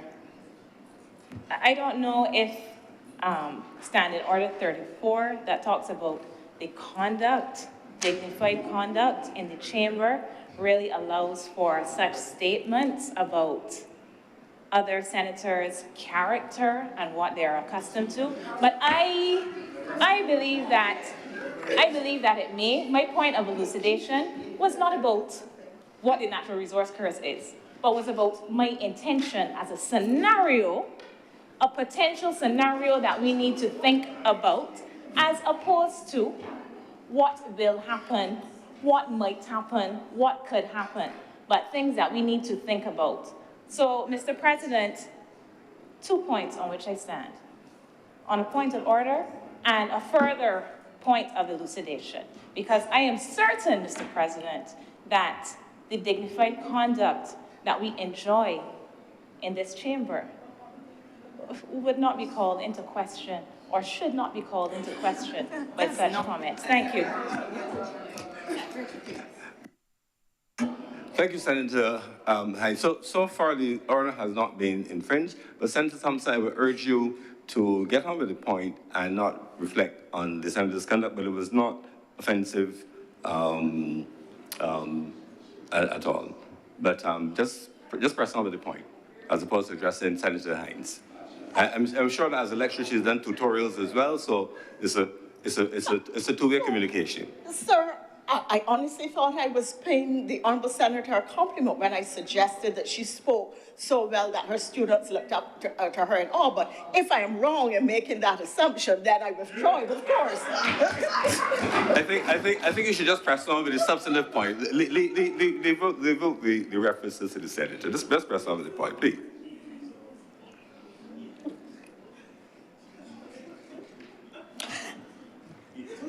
No. Sir, the Honourable Senator was scenario painting. Let me move then to the reality of what has transpired, okay? Natural resource curse occurs in economies where there is discovery of natural gas or fossil fuels. What happens is that it skews rents in the economy. It forces a concentration of labor which is higher paid into the new sector. It causes the abandonment of other sectors of the economy because they are unable to compete in terms of labor, production, etc. And then you have that resources or benefits from resources going to a certain section of the society, but extreme poverty existing in those areas which could not compete with the natural resource sector. So generally, that is a broad definition of natural resource curse. And Barbados, when I was Minister of Energy, put in place a strong local content provision within our oil and gas sector, our legislation, to ensure that Barbadians benefited from the oil and gas sector in a way that was not done in Guyana. In addition to that, although Guyana has 11 billion barrels of oil equivalent, and Exxon is pumping 360,000 barrels a day out of the ground in Guyana, they made $18 million US from their signature bonus. Barbados, with me as minister, made $5 million US, and we have pulled a tank of gas out of the ground. That is the difference. Proper management and clear vision. So you don't have to get to scenario painting. I can give you the reality of how we are protecting this country. You see, that's the academic. I can give you the real practitioner perspective. That's the difference.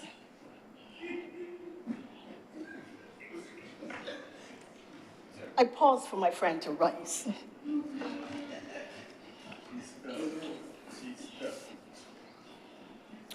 On the question, sir, of transparency, we have had people go all over the country, the government go all over the country and engage with citizens.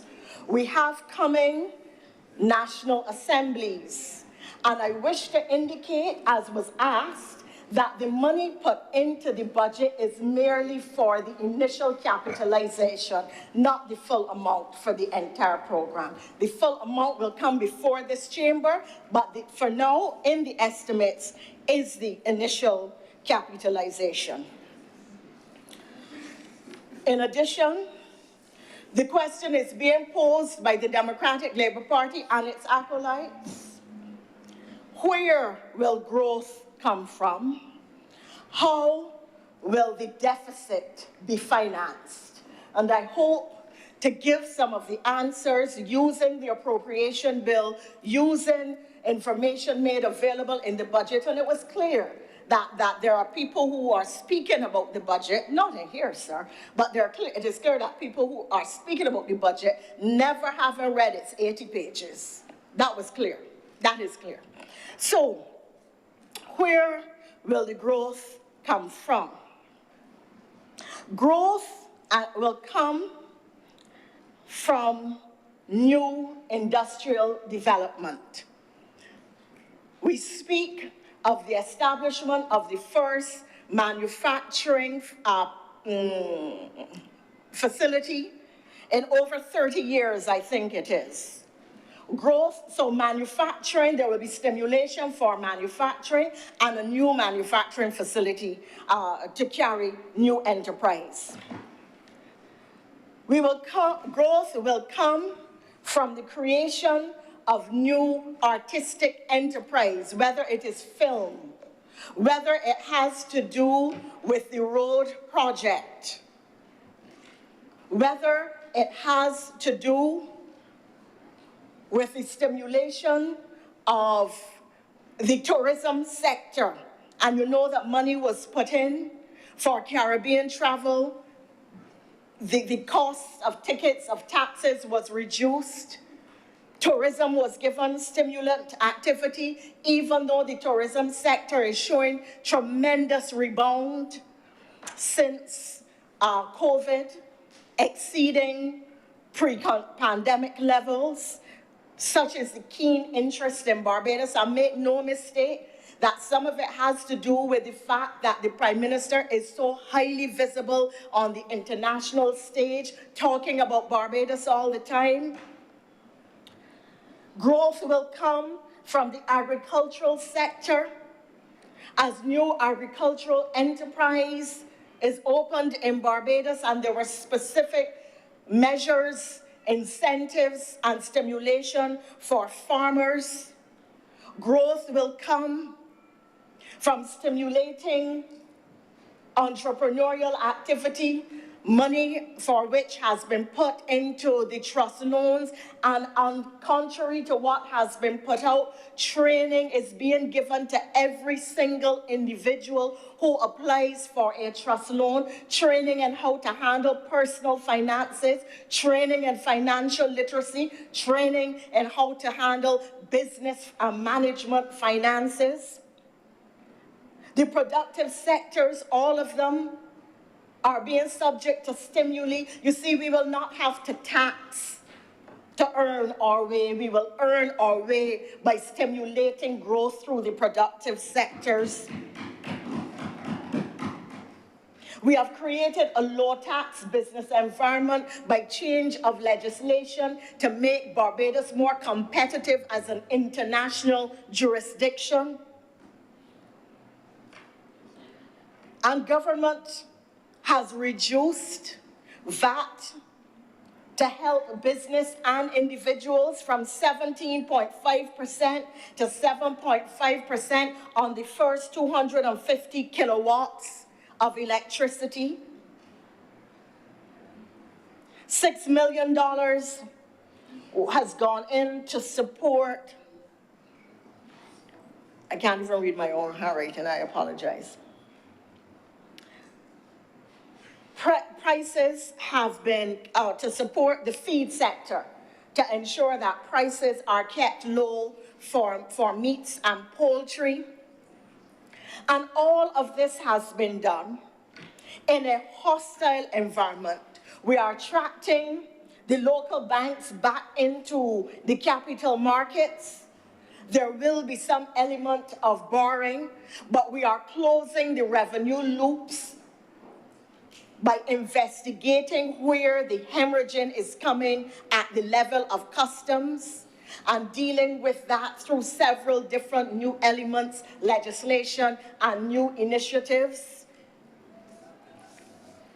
So when you ask where is how will the revenue gaps or the gap of the deficit be closed, it will be closed by stimulating new economic activity It will be closed by creating new growth in the economy. It will be created by a new level of economic transformation. And I haven't even got into the renewable energy sector and the Hope Project or any of the other areas surrounding renewable energy that are relevant to the generation of revenues, to the saving of foreign exchange, which is also another way where you will capture more financing and have more disposable income as government for development activities.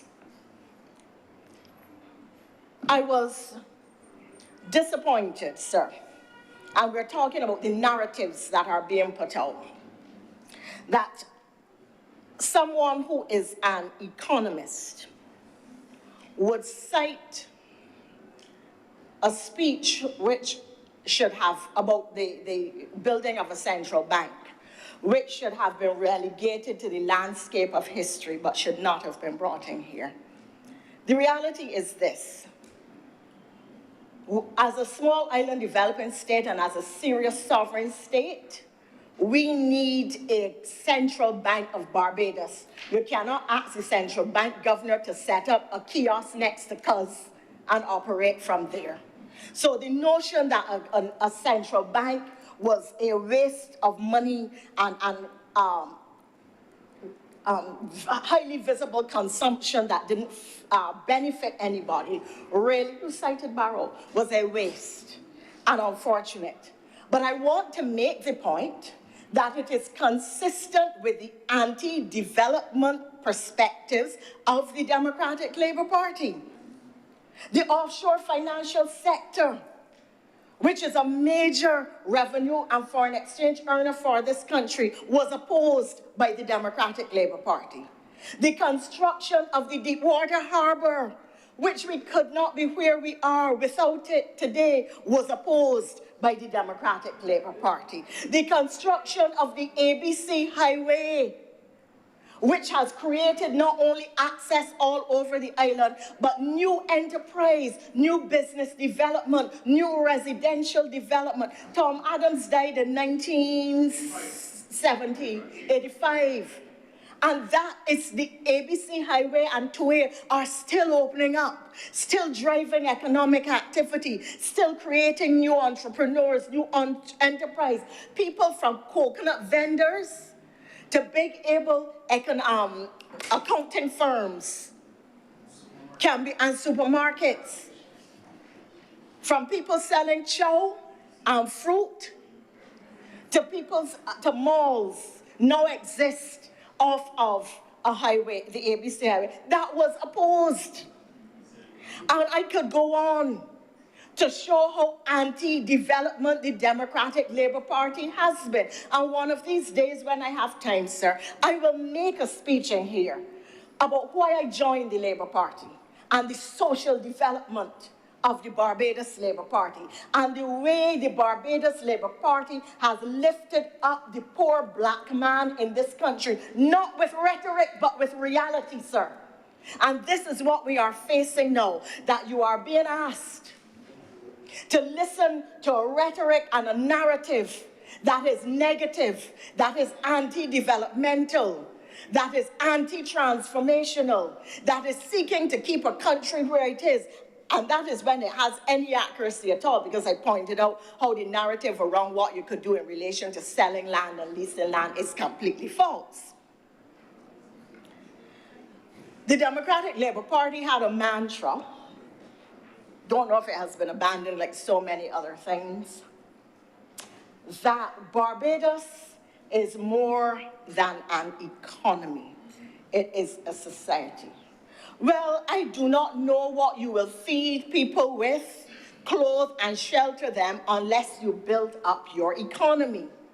But I want to say to you that the appropriation process and the budget focused heavily on the people of Barbados, on nurses, on postmen, on wage increases, on training at BIMAP, at Florida International University, through Coursera, through the NTI, life counseling, through sports, through creating new opportunities for young people, not just in the arts, but job opportunities, through bringing them into the civil service, to further professionalize the civil service and build a line of succession of the brightest, the best, and the most skilled, and to build a meritocracy in our civil service in the way that Singapore can say that it developed and shot forward because it had a world-class civil service. Training and reform of the SOEs. At every level, the elderly, whether it was dealing with pensions or reverse mortgages, the elderly were addressed. Every sector of society. And sir, what is significant is that all of this was done. All of this stimulation, all of these changes, all of the reversals of the negative trends from the last decade, while at the same time battling, and I thank the Honourable Senator for the expression, the polycrises. Can you imagine what it would have been like had the Democratic Labour Party had to deal with Ash or Elsa or Freak Storm or COVID, and we even have a sargassum team in place dealing with sarcasm? Effective, immediate response to crises has characterized the management and leadership of the Barbados Labour Party. We can remember, sir, the images from the Bridgetown Storage Project with trees growing up in the middle of the facilities and the equipment, from the sheer abandonment that characterized the management and leadership of the Democratic Labour Party. So we will create growth and closing the deficit gaps through the establishment and rollout of a blue and green economy. And these are not catchphrases. These are where the international community is going.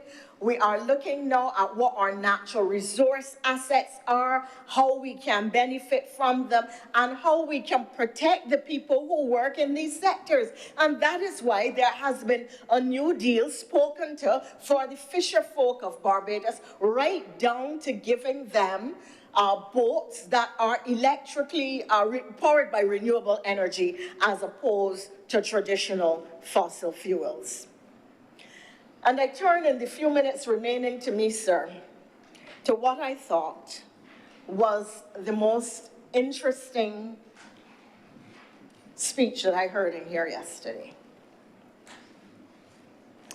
It was about where Barbados is positioned in the world. And I thanked Senator Dr. Rogers for really stimulating me and making me think and making me smile and asking questions that I think that were not questions that were political, questions that were nitpicking, questions that really sought to ask the country to challenge itself, to think. Because we behave sometimes as if Barbados is in a world by itself. But the senator, the Honourable Senator, raised excellent questions, and I want to close on some of that. I indicated earlier that we exist in what I think is a hostile global environment. We've had to fight against the OECD. We've had to fight grey listing and blacklisting. We've had to fight the issue of correspondent banking. Let me very briefly explain to the public that when you are doing an international transaction, First Caribbean does not deal directly with the international bank. There is a middle bank, and that middle bank is usually a US bank, and that bank is called a correspondent bank. And therefore, the international community, the US banks, the bigger banks, have been withdrawing correspondent banking relationships. It affects reputational damage. It affects your capacity to do business, the willingness of the international community to do business with you. That is a fight that we have had. We have had to deal with the impacts of climate change, not just on the reality of our shores, but the lack of financing available in relation to addressing climate issues. And the perceptions, perhaps by some, that there is no real problem here. You see, when Katrina affected the United States, it was $160 billion in damage, but less than 1% of their economy. You had, I think, $68 billion in damage affecting Dominica, 225% of their GDP. So climate change does not affect us all in the same way. If a hurricane hits Dominica, we feel it here because it's passed here first as a lesser storm on the way up the road. And we know people in Dominica or St. Lucia or St. Vincent, and we know we're going to have to help and send supplies. But when Katrina hit the Gulf states, that meant nothing to the person in Alaska. It had no meaning to anybody in New Jersey. They may not even know anybody in those countries, and they certainly didn't, in those states, and they certainly didn't have to help. The warming of the climate has resulted in a 400% increase in the wine industry of the United Kingdom, because they are now able in Wales and other counties to produce high-quality champagnes and wines that compete with those of France. Climate change does not mean the same thing to everybody, so that the industrialized society has reaped the benefit of the pollution at one level. They are reaping it now at another level, and then they come back and tell you, well, don't frighten, we will lend you some money if you need some money. Borrow what money? And this is what the Bridgetown Initiative is about. The Prime Minister is saying, let us reform the multilateral development banks.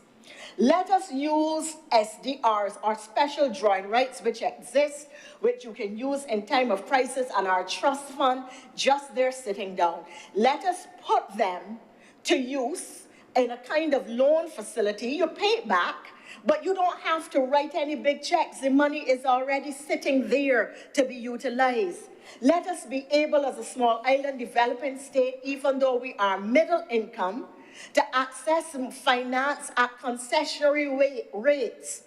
Let us put in crisis clauses in our sovereign debt instruments so that if a hurricane strikes or you have a pandemic, you get 2 years suspension on your debt payments, and they are tacked on at the end of the loan. So you still pay it back. The lender loses nothing. These are some of the components of the Bridgetown Initiative. It is why the fight on the international landscape is so important. Your international landscape is your frontier of national development. It is your border protection. And that is why people must travel to meetings. It is why we must engage at the international level. It is why the Bridgetown Initiative, which will help all developing countries, is attracting so much attention. It is why we have to go out and keep fighting for small island developing states and the countries of Africa to get seats on the UN Security Council, which is still reflecting a 1940s world in its composition. Mr. President, I know that you have signaled me, and I did not deliberately give you my back so that I would fail to see any other signals. I know that my time is up, sir, so I can't speak anymore. I will therefore seek to bring this all together.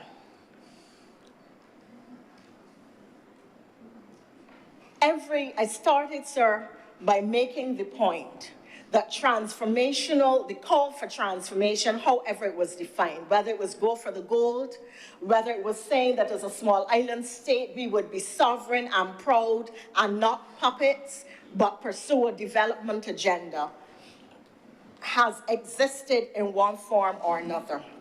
At this time, as we have come to Republican status, the call for transformation is for us to develop new mindsets.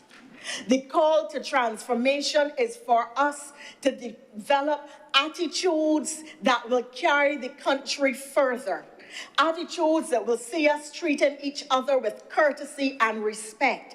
The call to transformation is one to build a world-class civil service. The call to transformation is one to support all our people in whatever way they need. The call to transformation is one to protect our young people and create opportunity for them. The call to transformation is one to build an economy that isn't just for today, but for tomorrow, and not just for this generation, but for the next, and not just for the next generation, but for the one who will come after them. The call to transformation is a call to a new Barbados. Mr. President, the call to transformation is for all of us, and I appeal to every Barbadian. If we want to see this change, we cannot point to others. We cannot talk about what X should do or what Y should do. Tonight, today, we have to determine whether we will answer the Prime Minister's call to transformation, whether we want to see a new Barbados and a better Barbados, whether we are prepared as citizens to contribute to the building of that Barbados, and whether we are going to sit and nitpick, or whether we are going to capture the call, the vision, and the action required for national transformation. Mr. President, I answer that I am prepared. Thank you, Your Honour, Senator Thompson. Senator Tate. And Senator Tate has a medical issue, and we have spoken before, and I've given her. Sorry? I said medical. No, I said medical. A physical medical issue. And we spoke, and I have given her permission in those circumstances to make her contribution seated, notwithstanding the regular requirements. Senator Tate. Thank you, Mr. President. And for the record, I'm going to put it on the record because there are some who might feel I have a mental issue for truth. What I am suffering from is a flare-up of my lymphedema condition. And so it's affecting my joints, my lower limbs. My apologies for being late this afternoon, sir, or today. I really can deal with the discomfort and pain, so I sought treatment. And I should not have to tell my business, but I wanted to be transparent and also to explain why I'm sitting down. I don't mind. I really don't mind. I will use this as an opportunity, sir, to say that there can be no better time for me to implore the powers that be to treat the repair or replacement of the elevator here at Parliament as a matter of urgency. The stairs at the front are too steep, so if we are ever in a situation where we have a claim, we start on the wrong foot because we are not compliant with structural requirements. I probably should not have put that out there, but it's the reality. The stairs at the side are shorter and easier to manipulate in terms of getting here, but they're way too narrow.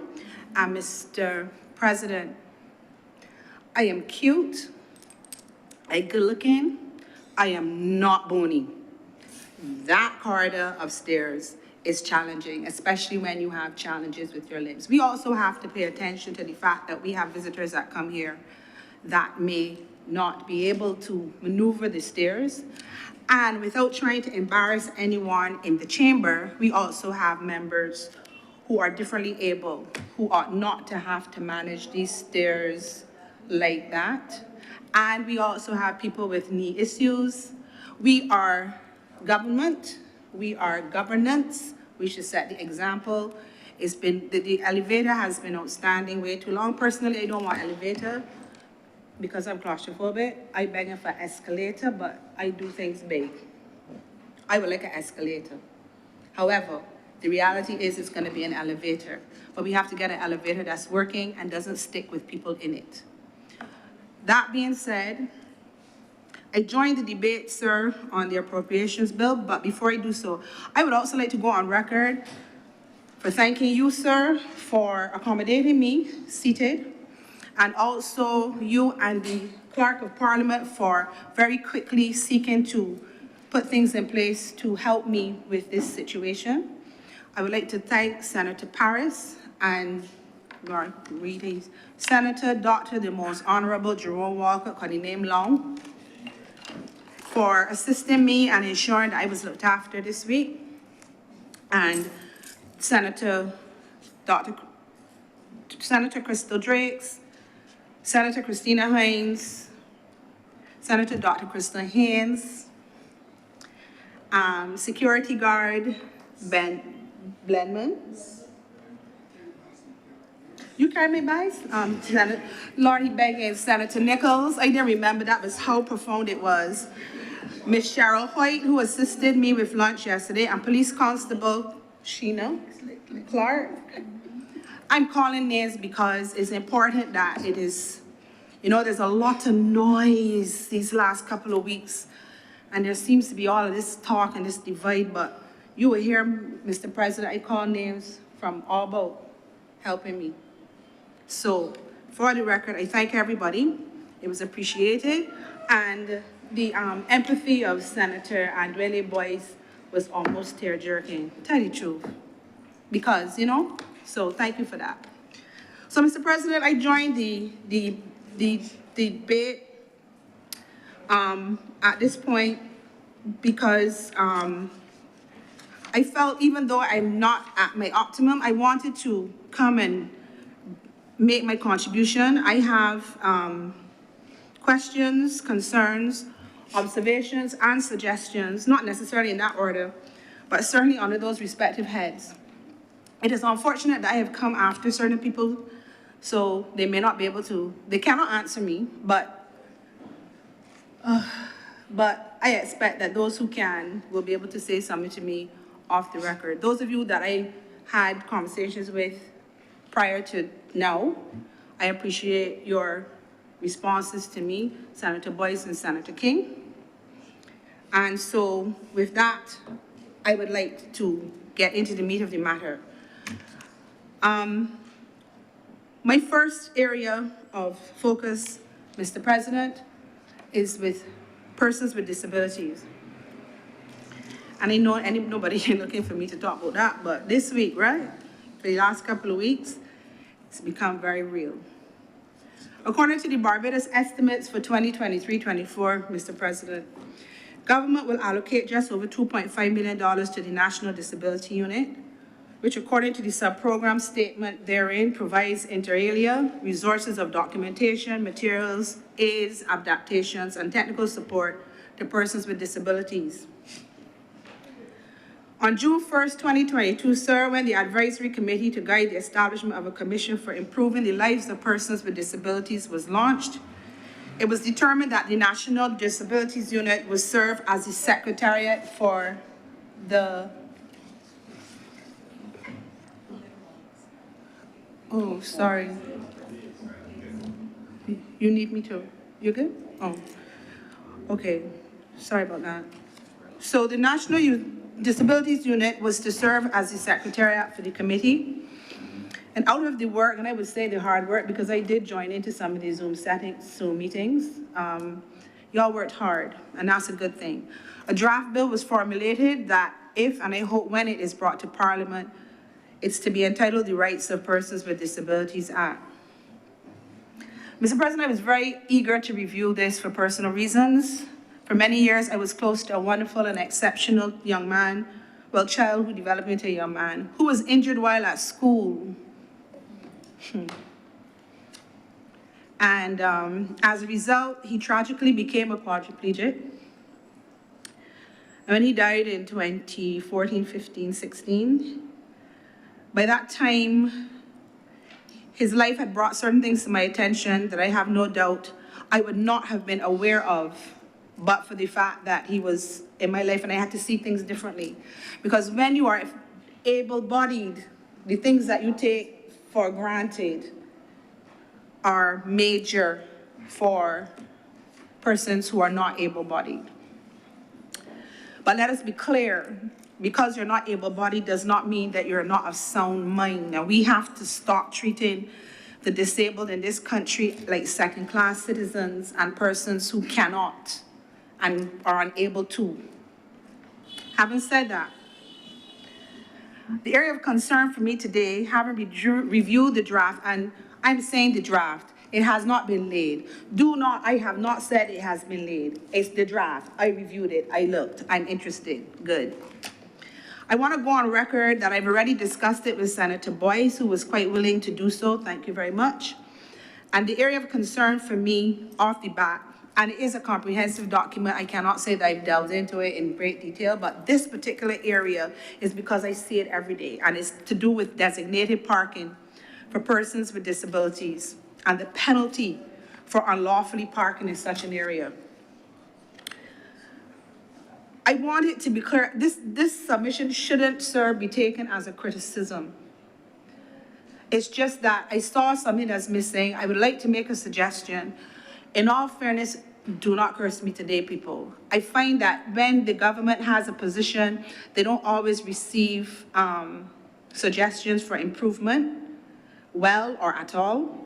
But I believe that this area should and warrants relooking, because just by what transpired between Senator Boyce and myself yesterday, confirmed that it is necessary. I sent him a note and I asked him basically, what's the position with designated parking?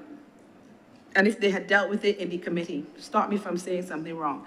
And what he said, Mr. President, he responded to me and he said there are 4 areas of designated parking. My research says there are 2 in Tudor Street, 1 in McGregor Street, and 1 in Prince William Henry Street. Yes, right. But that's not what I was talking about. He taught me that, and I went and did research, but what I was talking about is designated parking in our car parks at Cost Less and Price Mart and iMart and the hardware store, where you see listen, in different, no way, you see callous, cold-hearted, selfish, mean-spirited, horrible, indifferent, locking up people, parking in designated parking for the disabled. It's wrong. It is wrong. And I believe that unless we legislate that type of designated parking, what is going on will continue. And it's not that these entities do not currently delineate the areas, and you see the emblem on the ground, and then you see this blue sign saying, you know, parking for the disabled. And on that note, the bill says disabled parking. I suggest you change the wording of that, because disabled parking sounds not good. We need to change that. I didn't say that yesterday, but we should change that from disabled parking in the bill. Anyway, I believe it needs to be legislated, Mr. President, because it is important that people understand that you cannot continue to disrespect and dismiss those who are not strong in body. I remember going into iMart at Welch's, St. Thomas, and I saw a young boy, because he was a boy, the way he behaved, he was boy-like, parking in a clearly demarked. They really are very good with the way they mark the ground, as well as they put a sign. You can't miss it. You know how sometimes you might have it that the area has faded, because you have some fading going on across the way at Costulas. I'm not trying to put Costulas. Okay, fine. So And I don't want to, I'm not calling out cost less, they just need to be repainted. They recognize the differently able. And I said to the person, and I don't say it to everybody because you have to know who you can say something to. I don't want to die with a gunshot for telling somebody they shouldn't park. Having said that though, I was annoyed and I said, listen boss, you really shouldn't be parking here. This is for the disabled. Well, let me tell you, he cursed me so poisonously that I felt uncomfortable to the point that I took out my phone to film his face and his car number in the event that something happened to me or I disappeared, that my family would know from my phone where to go and look for him. And that's simply because I said to him, you should not be parking there. We have to do better. We are a country that I love to hear when the Prime Minister says we are to punch above our weight.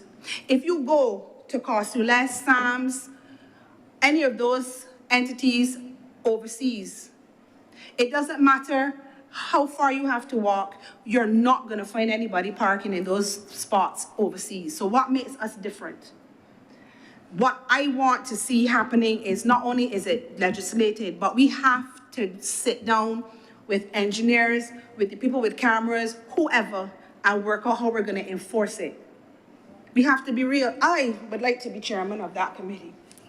I would like, you gotta pay me, but I would go all over Barbados looking for who parking in those places and deal with it. You know why, sir? Let me tell you why it is even worse. With what's going on with me, you know you would normally step out of the car, one leg and then the other. I cannot do that right now. I have to get out the car. Like how you would get out if you're arriving at something with enough people, like you know, swing, both legs out, and get up. Again, I am cute. I am pretty. I am not bony, Mr. President. And the way the car parks are, you don't have the room, you don't have the space. So if I, able-bodied but slightly off right now, can't do it, how are you expecting people who are not able-bodied, or worse yet, have a wheelchair or a walking stick? How are we doing it? And why would we have to be telling people it is wrong? What is wrong with the people in Barbados? I believe that we should spend money because I know that the money that has been allocated here cannot have been included. It's not included. We have to find a way. And if it is that it is legal to name and shame or highlight with a camera the same way you have it with the traffic lights, let's do it that way. Send them tickets, but let's talk about the fine. Now, the Road Traffic Amendment Act 2017-26 provides for a fine of $500. My research reveals that when this amendment was made, persons of the disabled community have been advocating for such a law for over 20 years. 20 years, they got 500. I suppose it's better than nothing, Mr. President. But let's look at it a little closer. I'm sure that everybody recalls the public outcry when it was reported in the media that a man had allegedly drowned a dog at Pebbles Beach. Chapter 144A of the laws of Barbados is the Prevention of Cruelty to Animals Act, Mr. President. Y'all know you can come with the legislation, right? That's what I do. So we have $500 if you park in a designated space. But we have, just one moment, sir. But we have in the Prevention of Cruelty to Animals legislation, provision for, and I quote, a fine of $1,000 in respect of each animal mentioned in the charge, or imprisonment for a term of 12 months or both. This is Section 3 of the Prevention of Cruelty to Animals Act, Chapter 144A. Now, don't get me wrong, we have animal parents in here. We have Senator Monroe Knight is a mummy animal. Senator Kevin Boyce I mean, not a mummy, animal, you know what I mean, an animal mummy. Senator Kevin Boyce has declared his hand. I see Senator Thompson is declaring her hand. I go as far as goldfish. And then we had the former senator with the very famous Snow. Snow had his own page. I don't understand, but we had Snow. For those of you who don't know, we had Snow. The whole country know about Snow. Okay. Again, $1,000 or 12 months in prison or both. I'm not saying that that's not adequate. I'm just saying make the comparison. Then, Mr. President, we recently passed the minor offenses legislation, the Amendment Act 2023. This Senate here. And this is what we agreed to.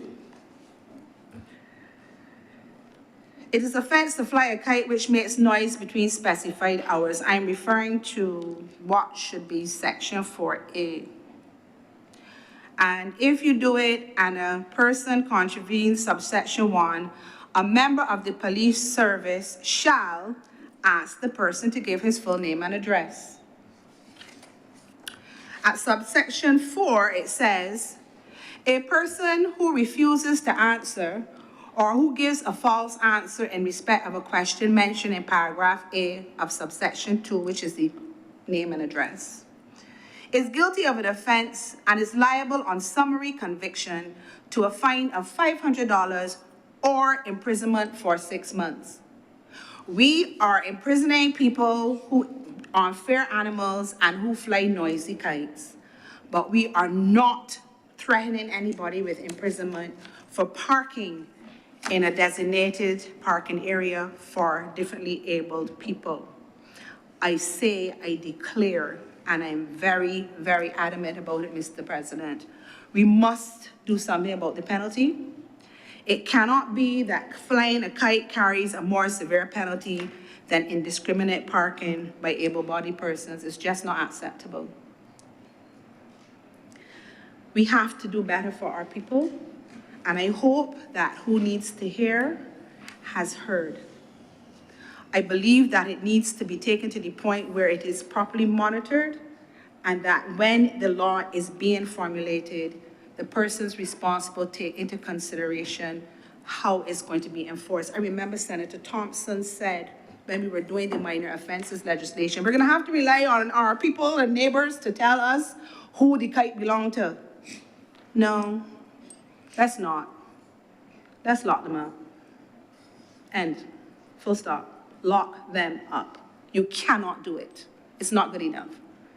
And we are not barbarians. So no, that's me. Moving along, Mr. President, I was able on my way here to hear in between what he does, the most honorable talking about the NCDs. And I thank him for discussing them. He would have worried a few people because they were wondering where I was, and he said I wasn't here, but at the time it was true. And yes, I recognize, and I'm looking at that, and I looked at that, and I saw that $500 had been allocated for the non-communicable diseases focus group. Out of 265 million, is it? Or so, 266 million. Now, that is 0.2% of the entire budget for the Ministry of Health. My concern with respect to NCDs, sir, is how will these allocations, because it's going to be allocated, I think, to 8 polyclinics, the 265, 420,000 and change, has a special program under the Direction of Policy Formulation Services that provides a primary that provides primary health care for the 8 polyclinics, 3 satellite clinics. Oh, President, thanks. on a point of elucidation. Thank you. I wouldn't want it to go abroad that all we are spending on NCDs in Barbados is $500,000. Right, When I was speaking, I 532.5. made a point that NCDs are affected in terms of the hospital, as it relates to the drug service, as it relates to the polyclinic. We are now doing an additional effort as it relates to NCDs. Thank you. You have NCDs in hospital, clinics, whatever, and the drug service, so. Thank you. I just wanted to get clear how it was going to be managed, who's going to manage it, to ensure that the wishes and the direction of the ministry is fulfilled, are fulfilled. It is very important because everybody talks about, you know, diabetes and we're the amputee capital of the world. I don't know if we still have that dubious title. But we also have issues of heart disease, we have issues of cancer, we have issues of hypertension, we have all kinds of other issues. And it's important, I think, that we ensure that whatever is put in place, that proper nutrition and exercise is at the forefront. And I know you talked about sugar and salt. I know you talked about we having to change our habits. I'm wondering if we can have a program similar to school meals where people can go and get guidance with eating. Of course, you have to give them the staff, but perhaps if we had people who can hold your hand as you transition, as you transform, because it's not what we do naturally. If you don't eat pudding and sauce on a Saturday, you're gonna dead. If you don't do pork chops and pork bites, it's over. If you do not have baked chicken, macaroni pie, coleslaw, potato salad, and a toss for good measure and color on Sunday, it's all over. We need to do better. We need to ensure that we are dealing with prevention rather than cure. It is becoming more and more expensive, and it's putting a drain, I believe, on the hospital to be dealing with it. And it is hoped that it will be managed in such a way that the outcome will be more positive than it has been in the past. I know that Senator Walker doesn't play. It disturbs me that I heard him talk about something that he had implemented in 2005, and in 2023, it's still kind of like nowhere. These are the things that bother you, keeping it real. It doesn't really matter who in administration. It's us, the people, the health. We need to do better. I also believe that it's important that there are people who are actually identified to be accountable and to answer and have to follow up and meet targets, because if not, where are we gonna be? And the reason I'm concerned is I was given a report recently where somebody said that they were at a polyclinic. A nurse came out and said, anybody here that come for dressing, go long home, we ain't got none. Now, I don't know if that's true or not. I don't know if it happened, but suppose it did. We cannot have situations where people are going for care and there's no...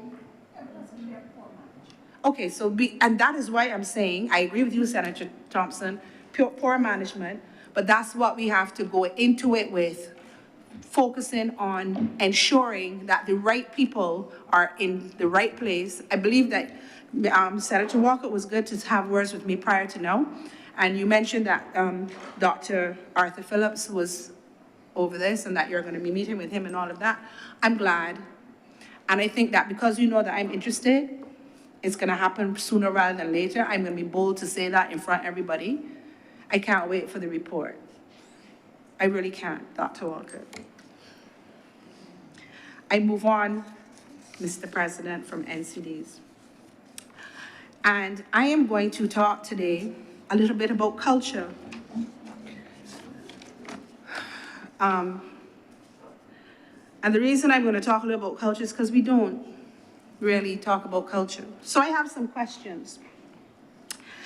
And my first query under this broad head is about the National Art Gallery. My attention was initially drawn to this topic as a result of the recent peaceful protest by a well-known artist who was calling on the government to get the National Art Gallery, and I'm going to refer to it as NIG, not because it's a NIG, but because that's what it is, to get it up and running, and those are my words. But the other thing that piqued my interest, to be quite honest, Mr. President, and this is no lie, is because as I watched it on CBC, and I know I'm one of the only 7 people in Barbados that still watch CBC. You too? You're number 2, because y'all don't watch CBC, but I'm watching CBC for the news. What intrigued me is that Senator Monroe Knight was in the square with the upside-down horse, with the lady, being interviewed by the girl, Crystal Hoyt. And I felt this was really fantastic. The minister is in town dealing with this protest. When I was chairman of the NCF, I heard about the National Art Gallery. I was chairman of the NCF from 2010 to 2013. We are in 2023. We're still talking about the National Art Gallery. Why? And listen, Mr. President, I was today years old when I discovered today years old. There is a National Arts Gallery Act. Y'all have got to be kidding me. Are you serious? A whole act, 17 pages, 2 schedules. I counted. I understand that on July 17, 2020, the keys to the designated home for NIG, namely Block A at St. Anne's Garrison, were handed over to the then Minister of Culture, the Honourable John King. But it's alleged that since that time, nothing has happened. And I say allegedly because I can't say for a fact if nothing has happened. But according to the protests, nothing has happened since the keys were handed over. And it was just a big picture. A whole line of them. The minister had the key in his hand. It was, I cannot. It was a big thing. A big thing because this was something that people have been advocating for many years. So Minister King had the key. And I'm not helping you, Dr. Walker. And nothing has happened. We have the protests, we have the minister going down, but this is the part that confuses me. In these estimates, and I don't profess to be good at this, I had help from she's not doctor yet, Senator Drakes. She's getting there, Senator Drakes. She talks very softly, and she does not get on like you're foolish. She helps you. She points out things to you, and you highlight. So what has me confused, Mr. President, and perhaps somebody can explain it to me, is that if nothing has happened, how we have a line item for the Barbados National Art Gallery for actual expenditure in 2021-2022 of $189,440, how we have revised estimates for 2022-2023 for $480,850. We have budget estimates for 2023-2024 of $250,000, so you're taking off $200,000, but nothing is happening. And then we have forward estimates for 2024-2025 of $612,878. If we do not have a National Art Gallery that is happening, where is this money? What is this money being spent on? And this act speaks to a number of things. This act makes provision for a lot of lovely things. We have, I ain't even talking about that. But this is how it is worded, Mr. President, and I know the lawyers here will be intrigued. So Section 3 of the Act, and I did say Chapter 48B, I don't say CAP, I say chapter. I find CAP as an abbreviation. There is established the Barbados National Art Gallery, which shall be responsible for the administration and control of national collection, etc., etc. It also makes provision, sir, in Section 4, for the functions of the gallery. Sir, it makes provision that the gallery has power to acquire and promote knowledge and organize, facilitate, and host national, regional, and international conferences. You appoint a director for 3 years.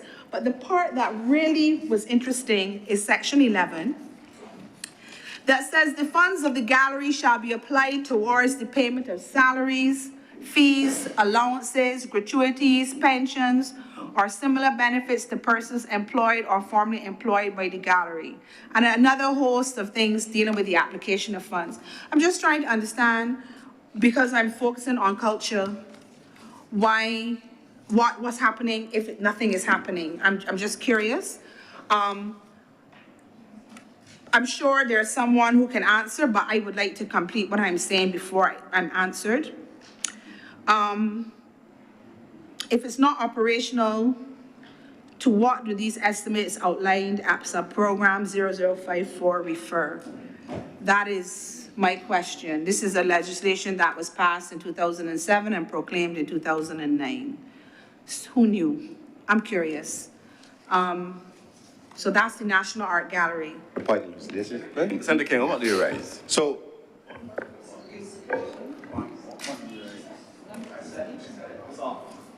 sorry, I did say that already. So let me just take you back a little bit. Wait, so When I was minister, responsible for that, we did have estimates, monies to begin the process of building out the National Art Gallery space at Block 8 Garrison. This is something that would have been sitting down there for a number of years prior to me going into that particular position. But what had happened is that when we had the time to get it done, we were still having some difficulties with the then housing who were in charge of that building. So it took us a long time before we actually got the keys that you spoke about. And when we did get the keys, we were almost started to strip the building. We did some taking down of various things that were inside. We went in, we looked at it, and we started to begin the process of cleaning it because there was a lot of debris, there was a lot of all sorts of stuff inside there. In fact, Mr. President, we had then realized that a person was actually living inside the building. So we had to take time to get those persons out. We had all these things to do, and then before we could get that finished, in came COVID-19, and a lot of our budgets were then slashed, a lot of our monies were then allocated to different areas and different things, and so that particular project, we had to decide what were we going to do. We had two projects going at the same time. One was Rock Hall, and the other one was for the art gallery at the Garrison. And we made the decision then that it was more pressing to finish Rock Hall at that particular point, given the direction that we were going at that particular point in time. But I'm sure that with you seeing the reoccurring monies coming up as part and parcel of what will happen as we go forward.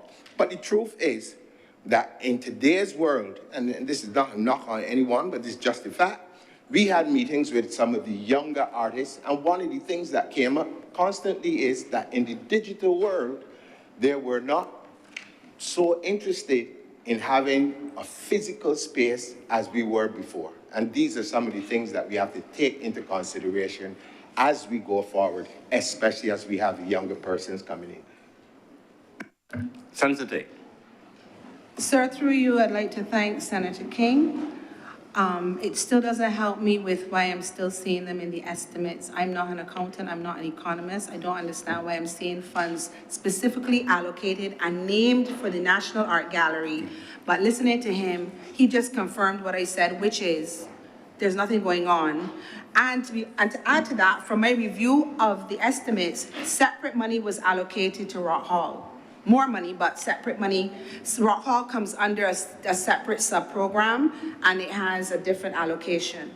So I'm just asking for clarity, but it is not sufficient that it needs to ruffle anybody's feathers at this point. Honourable.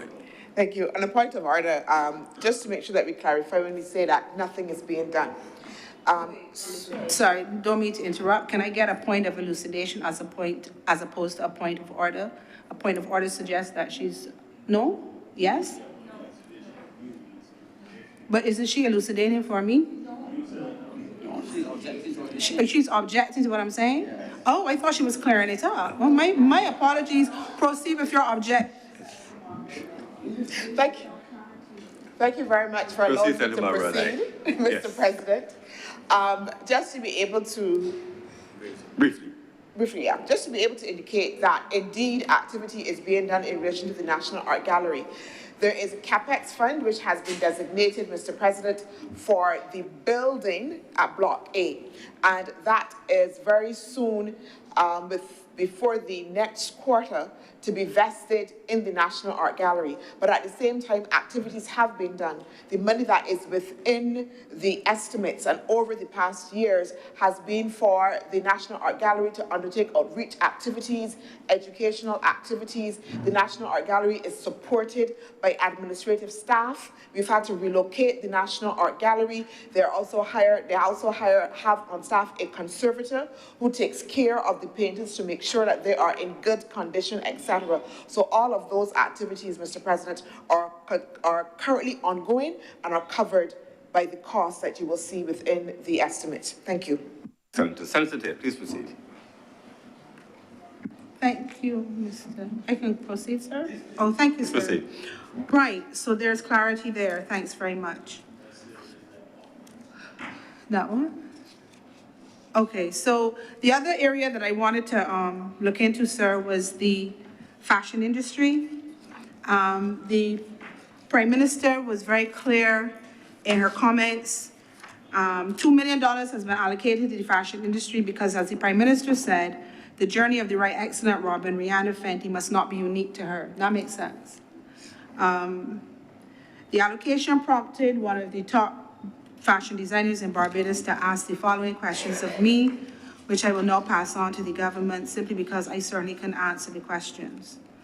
The questions were, or are, how many people is the funding for? How will the funds be dispersed? What is the process for determining who is eligible for assistance? Who will benefit? What market are you aiming to penetrate? What is the target market? What are the legal requirements? Not local, but overseas, because you have to get licenses if you're going to do fashion overseas. Will the assistance be for a brick and mortar business or online? And to what extent? The person also asked, how is the money going to be monitored to ensure that the intent or purpose is actually manifested, or it actually manifests? And what is the recourse if a beneficiary does not hold up their part? Basically, what are the account checks and balances? Now, that was a litany of questions, and I didn't say it slow enough for anybody who really wants to answer me. But those are the questions that were asked, because we have an allocation of funds in a number of areas in the budget, and it makes you wonder, again, no, I shouldn't say it makes you wonder, because that sounds as if that's negative. I am interested in hearing how things are going to be managed, how our person is going to be chosen, how the funds are going to be allocated, because from what I'm hearing from this fashion designer, that whole industry is very expensive. So with all the will in the world, if government's intention is to help, but the lack of knowledge or the lack of interaction with stakeholders or the ones that you should be interacting with is limited or non-existent, you may be putting money in the wrong direction or the wrong place. I move from there, sir, and I ask now about the strings project in the 68 primary schools. My first question under this head is, what happened to the youth orchestra? The strings project seems to be a duplication of efforts, which is costing the government twice, because the budget estimates for the NCF, who I believe manages the youth orchestra, not that all of the money goes to the youth orchestra, but for 2023-24, the NCF is to get just about $13 million. And the strings project is going to get $600,000 over a 7-year period. I feel that's $4.2 million, but I'm not going to say it definitively and with surety, because that's too much multiplying and I didn't do good in maths. But the point is that, my question is, when you do this, why are we not using the youth orchestra? They have the skill. That lady, I don't like calling people's names who can't come in here and answer, but the lady who runs the youth orchestra is amazing. She's amazing, hands down. I remember when I was chairman and we did NIFCA finals, where you have the best, or the night, we call it the gold night. The gala, thank you. Thank you, raise up an NCF person. The youth orchestra always would have been part of the finals. I remember there was a young gentleman back in the day that he played so amazing that I decided for my wedding, he was going to be my person to play. You look around, I know you will look around, you, Liz Thompson. However, as I turned my head away from Senator Thompson, the commitment, the way she trains the children, second to none. But let me tell you though, about the youth orchestra. Because of my knowledge and my association with the NCF, the other thing that comes with the youth orchestra is maintenance of the equipment, the tool, the instruments. And buy-in from parents is not always the same in terms of how the children treat the instruments. So money that is supposed to go in one direction is diverted to either repairs, refurbishment, or replacement. So I'm trying to come to terms with the 600,000 in 68. And don't get me wrong, yes, we want to expose our children to all spheres. But the other thing is that young people, just as Senator King just said, they want the computer. So the young people are going to give you strings, but they're going to do it on a computer. The older people, like the older people in here, because I'm not pointing to myself, will want to hear the actual violin. And I'm assuming that the Prime Minister means violin and not guitar. The thing about the violin, though, is one of the most difficult instruments to play.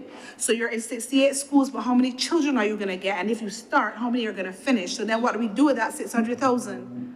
You see what I'm saying? So, and again, somebody needs to help me. Why are we coming away from the youth orchestra? Either give them more money and then take some of that 6 and do something else, or come up, but 4.2 plus 13 is almost $20 million.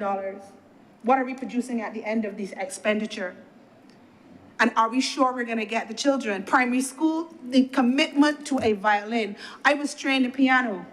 I know what it is to have to do your scales, and you have to be committed, and you have to do it every day. Are we getting that in the primary school as opposed to the secondary schools? And I'm not saying not to invest and not to expose, but let's just manage our money properly and realistically so that we're not wasting and we're not doing as much as we can. So it's not a criticism, I'm just asking, what are we doing? Why are we not using the youth orchestra? Do they need more help? Do they need more money? Can we not kind of merge the two and then have some left over to do something else, Mr. President? I move on now to culture generally. I find that in this area, funds need to be consolidated. You know what I want to know? Who is paying for Beige to the World? We are invited by the Ministry of Not Culture, Community Development,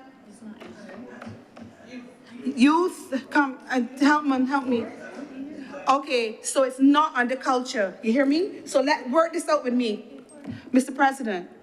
We have Beige to the World, that is culture, singing, arts, spoken word, everything that the NCF is responsible for.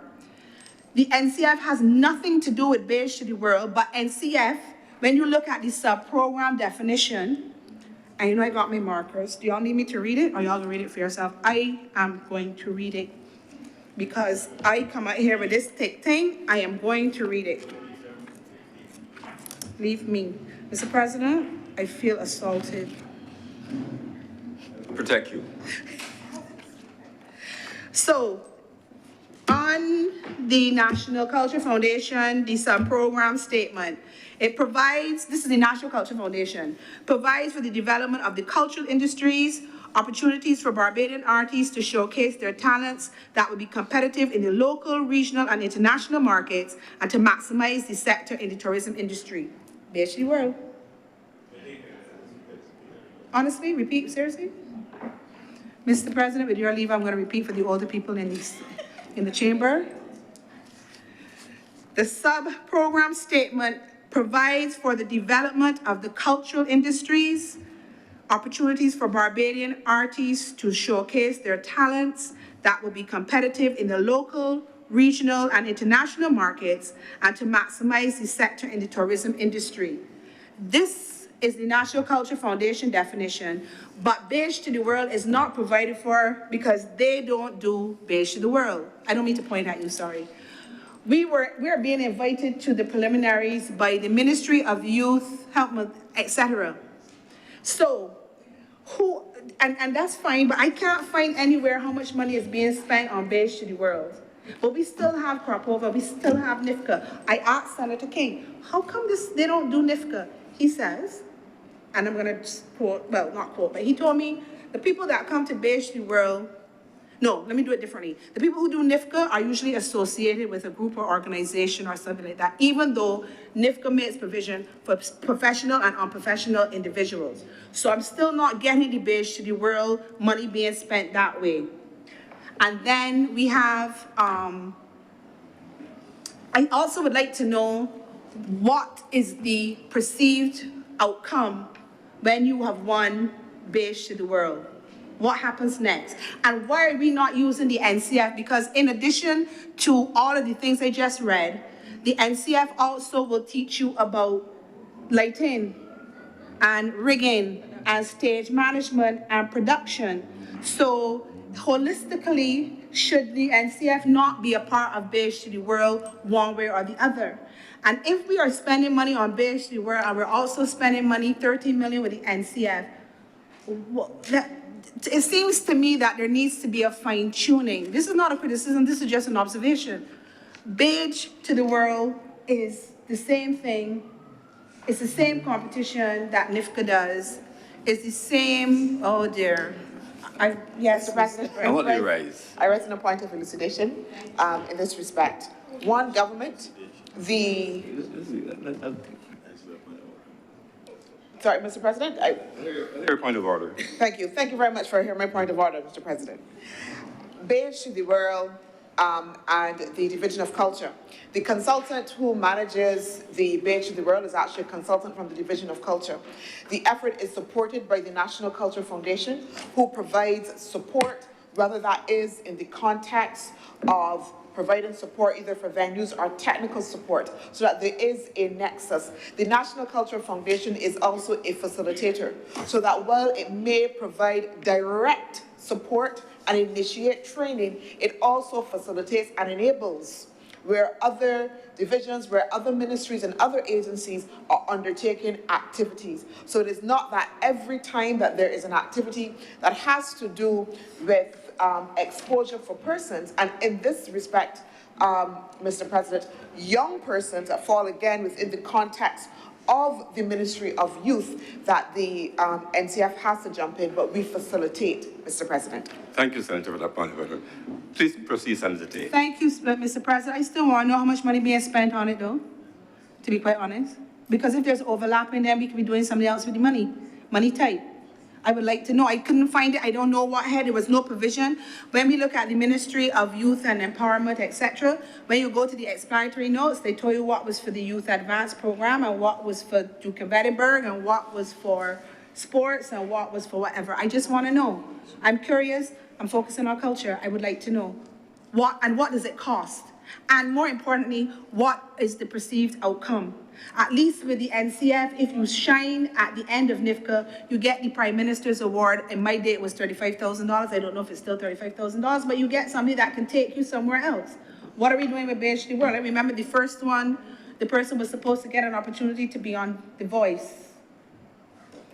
The Voice, the first one. We never heard about that. We don't know about the outcomes. I'm just wondering, what's the general plan? I move on. With respect to culture, sir, I'm feeling that government should be looking at establishing long-term commercial and sustainable programs that will be down to the benefit of the artists. Another question I have, NCF used to give as the pick of the crop prize a car, but it used to be that the NCF expended $25,000 or thereabouts, and they had this car to give to the artist. And then I think it was last year or year before, they did away with the car. They were giving a full prize of $100,000, and then I think second prize was 50, and the next prize is 20,000. When I was at the NCF, the artist used to tell me, if you did not place in the first three, crop over was an expense to you. You did not recover your money, because you have to pay not just for the music and the person writing it and the person recording it and the person producing it. You have to pay for every single backup artist. And if you sing twice, you have to give them 2 sets of costumes. You have to pay people to come to rehearsal, etc., etc. So giving somebody a car, the only way that makes sense is if the person wants to have car rental. And even then, most people, when they get the car, they sell the car because they need to recoup their expenses. So nobody is saying not to do pickety crop. Nobody is saying to do away with social commentary, but social commentary globally has lost some of its glory. What we do with social commentary is it's like a feel-good heritage thing. But right now, NCF is not doing more than about 4,000 people anywhere. So why would we go and spend $100,000 cash instead of staying with the program with a duty-free vehicle? And the competition component is not even attractive anymore, because you can't get 4,000 people at the NCF, but Soka on the Hill, which has no competition, got a minimum of 10,000 people when that event comes off. So to me, I used to get very upset as chairman. I thought it was a competitor that did not work well for the NCF, but that's because I was myopic. But 10,000 people versus 4, do the math. So why, in the midst of a reduction in interest in social commentary, and the other thing about social commentary is that the artists really can't make money, because social commentary is social commentary. It's not a topic that is easily marketable.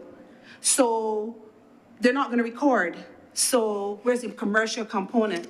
So why are we spending $100,000 instead of 25 and getting a car? I'm just asking. I don't know if anybody can answer, but I'm just asking. There is evidence to support the view that there really is no long-term commercial or sustained success as a result of winning a competition. I think that is the basis of why Party Monarch was shut down this time around. Sustainability of an industry does not mean one man winning a car unless he wants, like I said, a car rental. And it's no secret, the first 3 after that, it's all over. And I know there are people in here that can vouch for that. I really suggest that the government needs to consider establishing programs like subsidizing people who want to set up a studio, you know, so that they can market music, make money, and it becomes something that is commercial and viable. Or subsidizing artists who try to do performance, because to get better you have to perform. They go into the hotels and the people want to pay them $200 for a gig, and they only get once a week. They can't make any money. So if there's one individual that has 2 and 3 jobs guaranteed, is an artist. I don't know any artist. I can count on one hand the artists that can make money just doing what they love. That's unfortunate, but that's real. And that's because the industry is not taken seriously. It's almost like a hobby. But it's a very expensive hobby if you want to produce, if you want to make music, and perhaps to develop it, because everybody talks about how much money crop over makes. But for who? Who is making the money? The hotels, the car rental people, who? The people who are not spending as much money and giving as much blood, sweat, and tears as people like Senator King when he was performing. So the government needs to help the artists, because we need to have people being able to strike out on their own and actually make a living. And we should insist that the hotels do better. How come you're gonna get to pay somebody $200 and then you bring in foreigners to come and sing? What you mean? Do better, serve a purpose. The artists need a break, they need a chance. And crop over does not only mean the artists. You have the backup singers. You have the what? You have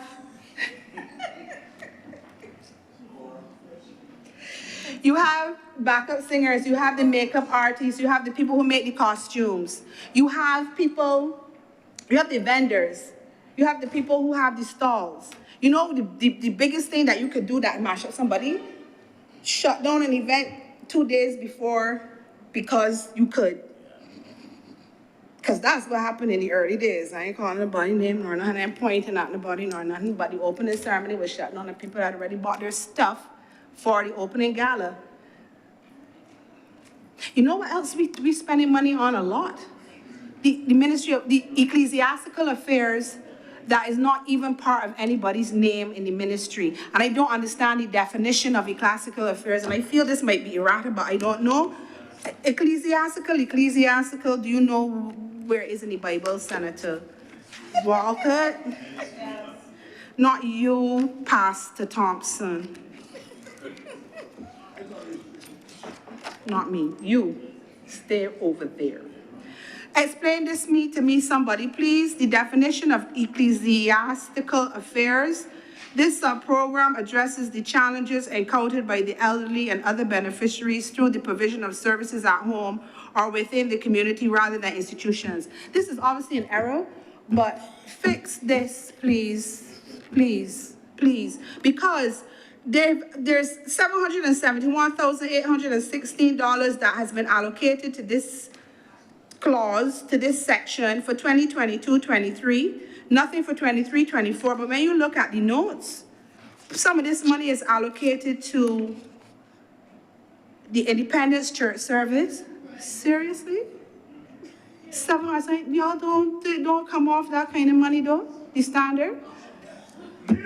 Subventions to the Barbados Diocesan Trust, the Diocesan Synod of Barbados, and town hall meetings for ecclesiastical affairs. What are they? And then at 226, professional services, $20,000 provides for consultation on faith and spirituality. What y'all mean? What is that? Provides for what? Provides for consultation on faith and spirituality, $20,000. I would like some consultation, please, Mr. President. I would like these explanatory notes should be clearer, and it should be that we understand how the money is being spent, and it doesn't feel as if you're just putting money here and hope that nobody notices. I notice, Kadir. Nobody else in here would have looked at ecclesiastical affairs, but you know how come I saw it? Because I was looking at the disabilities unit, which is in the same place. Mr. President, thanks very much. I just want to say something very quickly. It is my understanding that the government plans to be appointing or hoping to appoint. You don't let me look at me, so put on your glasses. 11 persons to be liaison officers for the private member. The private members are the persons who are not ministers of government. So the private members, the backbenchers, are supposed to be getting the equivalent of personal assistance. The money for them is going to come to over $800,000. 11 persons, you are going somewhere with this and you know where I'm going. 11 persons will be assigned to persons who are not ministers. Their base, to do things like attend funerals, go to site meetings, go to the media, firehouse fires and things like that for the private members. And to help, you cannot call them personal assistants, they're the equivalent of it's analogous.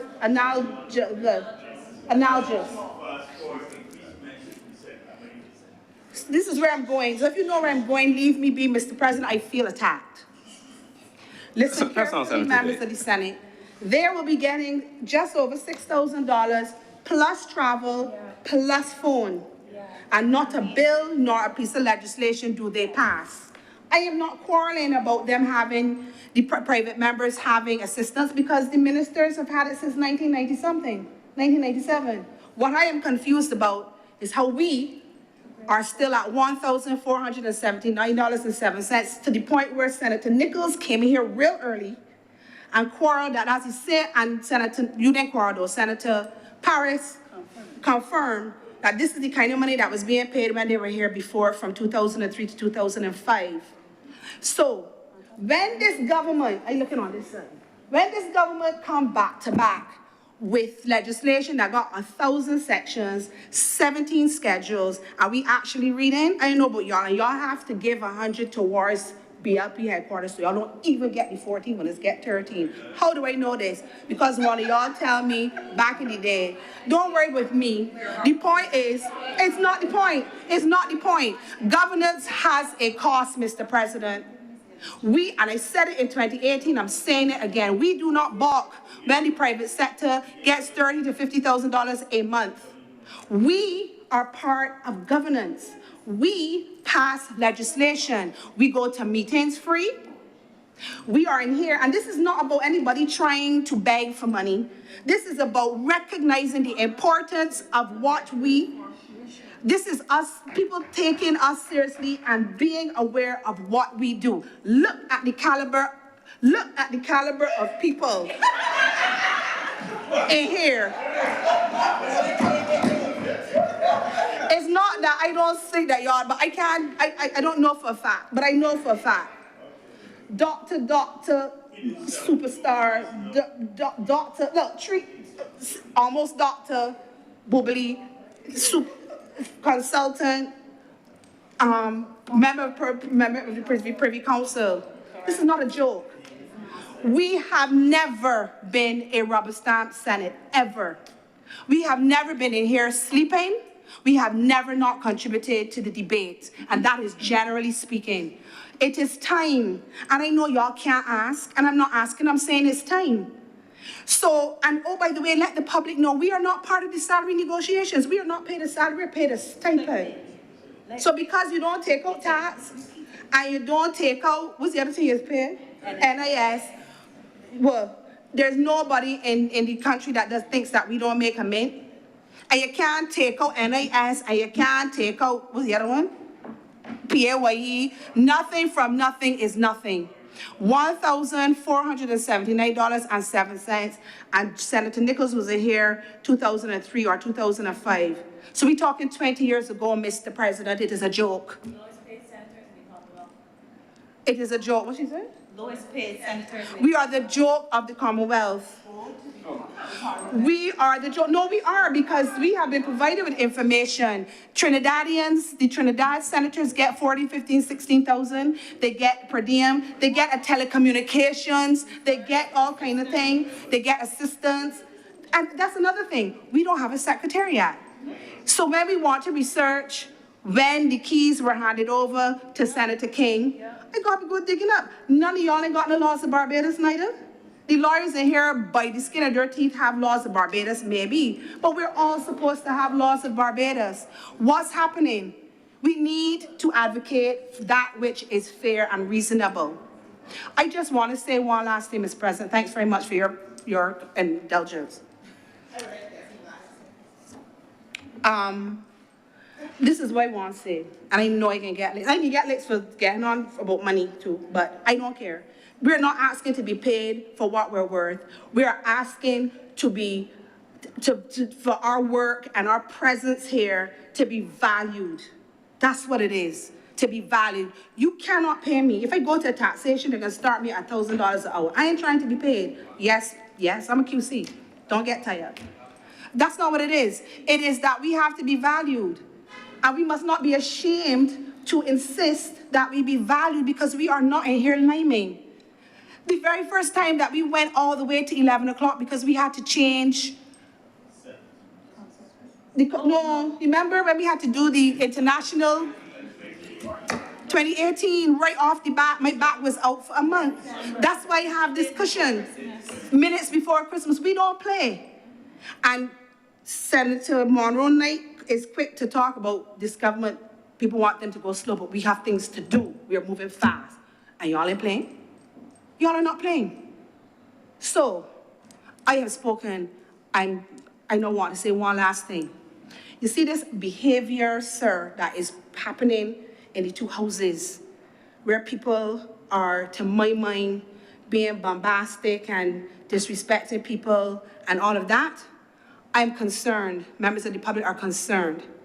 I am disturbed that there is somebody in one of these houses that intimated that somebody should be stoned. There are lines to be drawn with politics. There are lines to be drawn with what you do. When you start threatening people's lives, you can't on the same hand then say you want women and you want young people to come into politics. There is a way to abuse one another without threatening their lives. Senator Tate, but by definition, according to the rules, Sir. it cannot be suggested that, including proper motives, for someone in either house to suggest that someone should be stoned would clearly be improper. So, Well, I'm sorry, what are you saying to me, sir? no, I heard you just say that someone in one of these houses suggested that someone should be stoned. But as a fact, sir? Yes. It cannot be imputing improper motives to a member. I'm not, And sir. I'm just saying that Sir, according to the standing I hear orders, what you're saying, sir, but it happened. I can't be, I didn't do it. I'm saying that it happened, Mr. President. And, no, but Okay, fine. I'm just asking that, I'm gonna move on from that, sir, and I'm gonna ask that we do better. let us have that withdrawn and struck. Make your point before referencing that, because it would fall under 34.3 terms of, 34.5, sorry, imputing improper motives. Because that would be clearly improper for a member of either house to have that motive. Thank you, Mr. President. That may very be an interpretation, but not another motive. I thank you for my time, Mr. President. I have said what I feel about the situation. I think we can do better. We are the upper chamber. We need to have decorum and class and behave in a way that would not bring disrepute to the chamber. And in that regard, sir, I thank you. I'm obliged to you. Thank you. Thank you very much, Senator Tate, for your contribution. Thank you very much.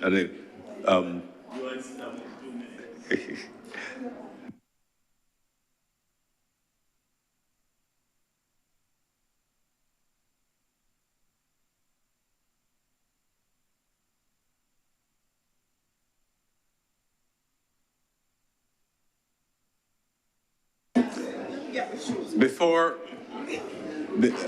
honorable senators, before Senator Cummings starts to wrap up, Her Honor Senator Thompson will take the chair for a few minutes.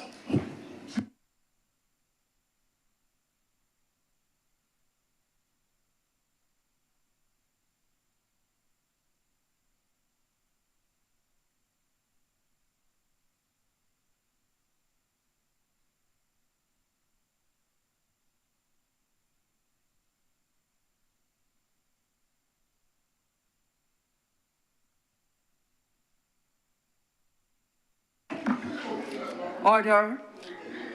Senator Cummings, please. Thank you very much, Madam Deputy President.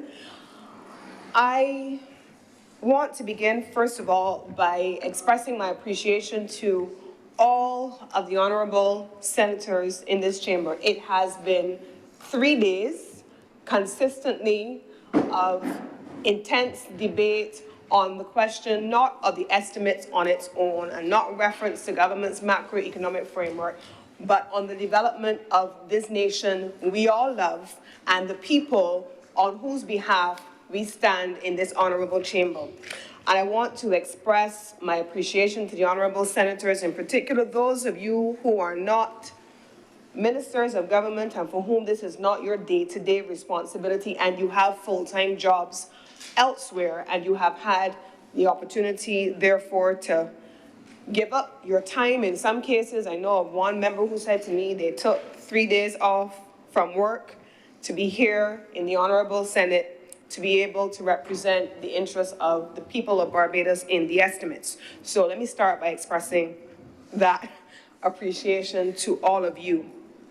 I will, of course, during the course of my own presentation and closing up the estimates, take the opportunity to respond to any of the things that have not been responded to by members of the government side, because I want to express my absolute appreciation for the extraordinary performance of the members of the government side in representing the government's agenda here robustly over the last 3 days. So there's very little that I would have to respond to that has not already been navigated. But I'm going to start with a bit of a macro overview in the way that I did when I opened the debate. Mr. President, when I started, I talked about where we had come from in 2018.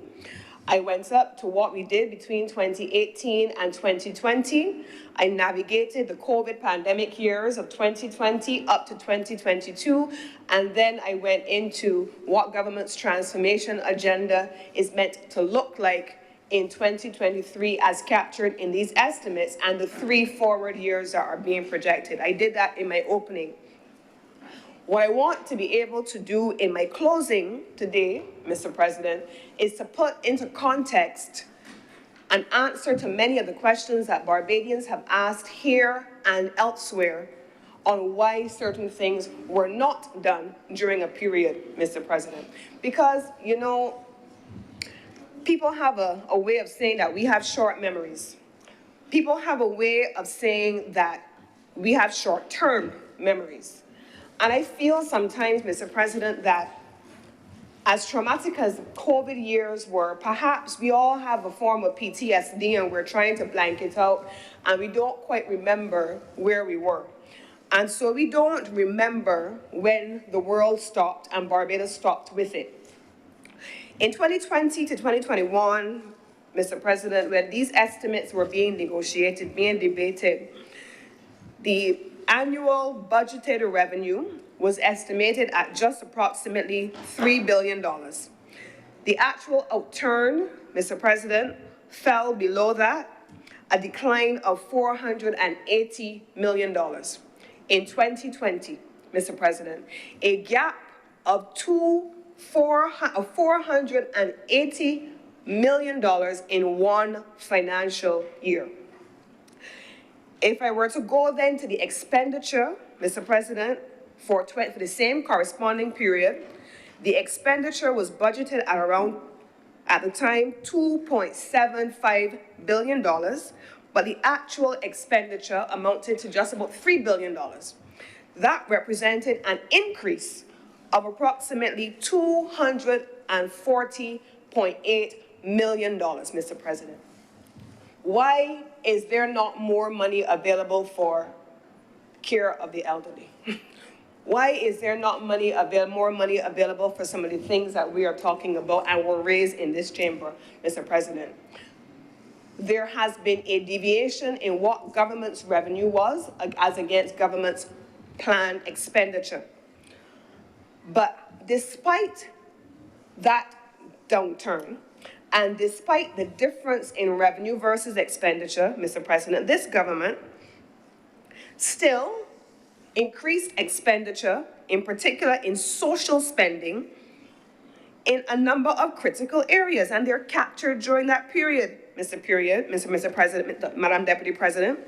We spent, during the period of COVID, the financial year 2020 to 2021, $10 million additional to the Welfare Department to meet the additional cost of grants to individuals. $10 million to the Household Survival Program and $10 million to the Adoptive Family Program. This was in order to facilitate cash transfers. $3.5 million to the National Assistance Board to establish a community elder care program. $48.8 million for the management of the COVID program of the Queen Elizabeth Hospital. $23.8 million to the Transport Board to meet operating costs. $3.5 million to provide financial relief to vendors, operators of small shops and stalls and medium-sized enterprises impacted by the national shutdown, and $10.0 million to the Ministry of Education, Technological and Vocational Training to provide tablets and laptops to assist with online classes. Thank you, Honourable Senator. We will receive the President as he returns to the chamber.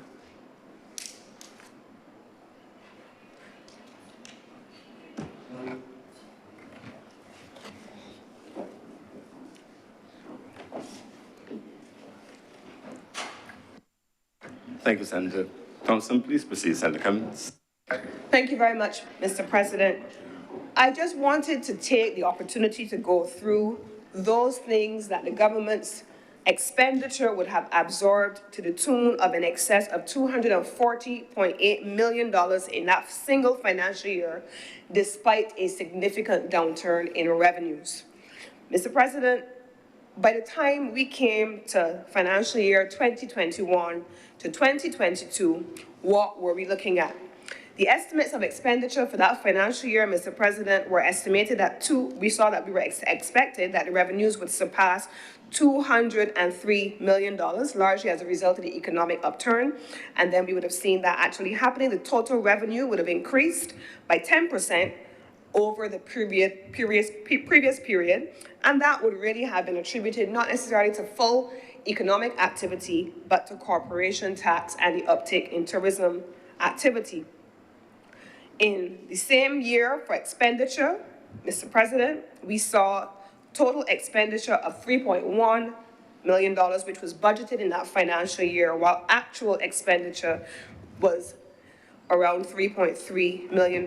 This was a $210 million increase over the period, and this was spread across all of the categories. And what were some of those categories, Mr. President? They included projects related to the Barbados Water Authority, also the Queen Elizabeth Hospital, Sanitation Service Authority, social services.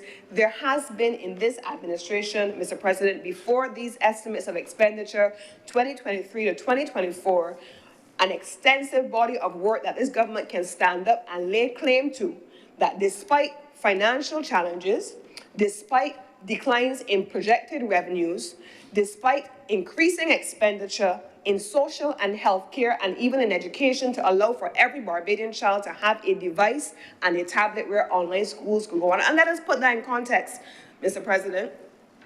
I have been watching, and I want to agree in full with my colleague, Senator Dr. Chantal Monroe-Knight, when she opened this morning. She talked about burning of fires and schools and those kinds of things and how it's affecting so many people.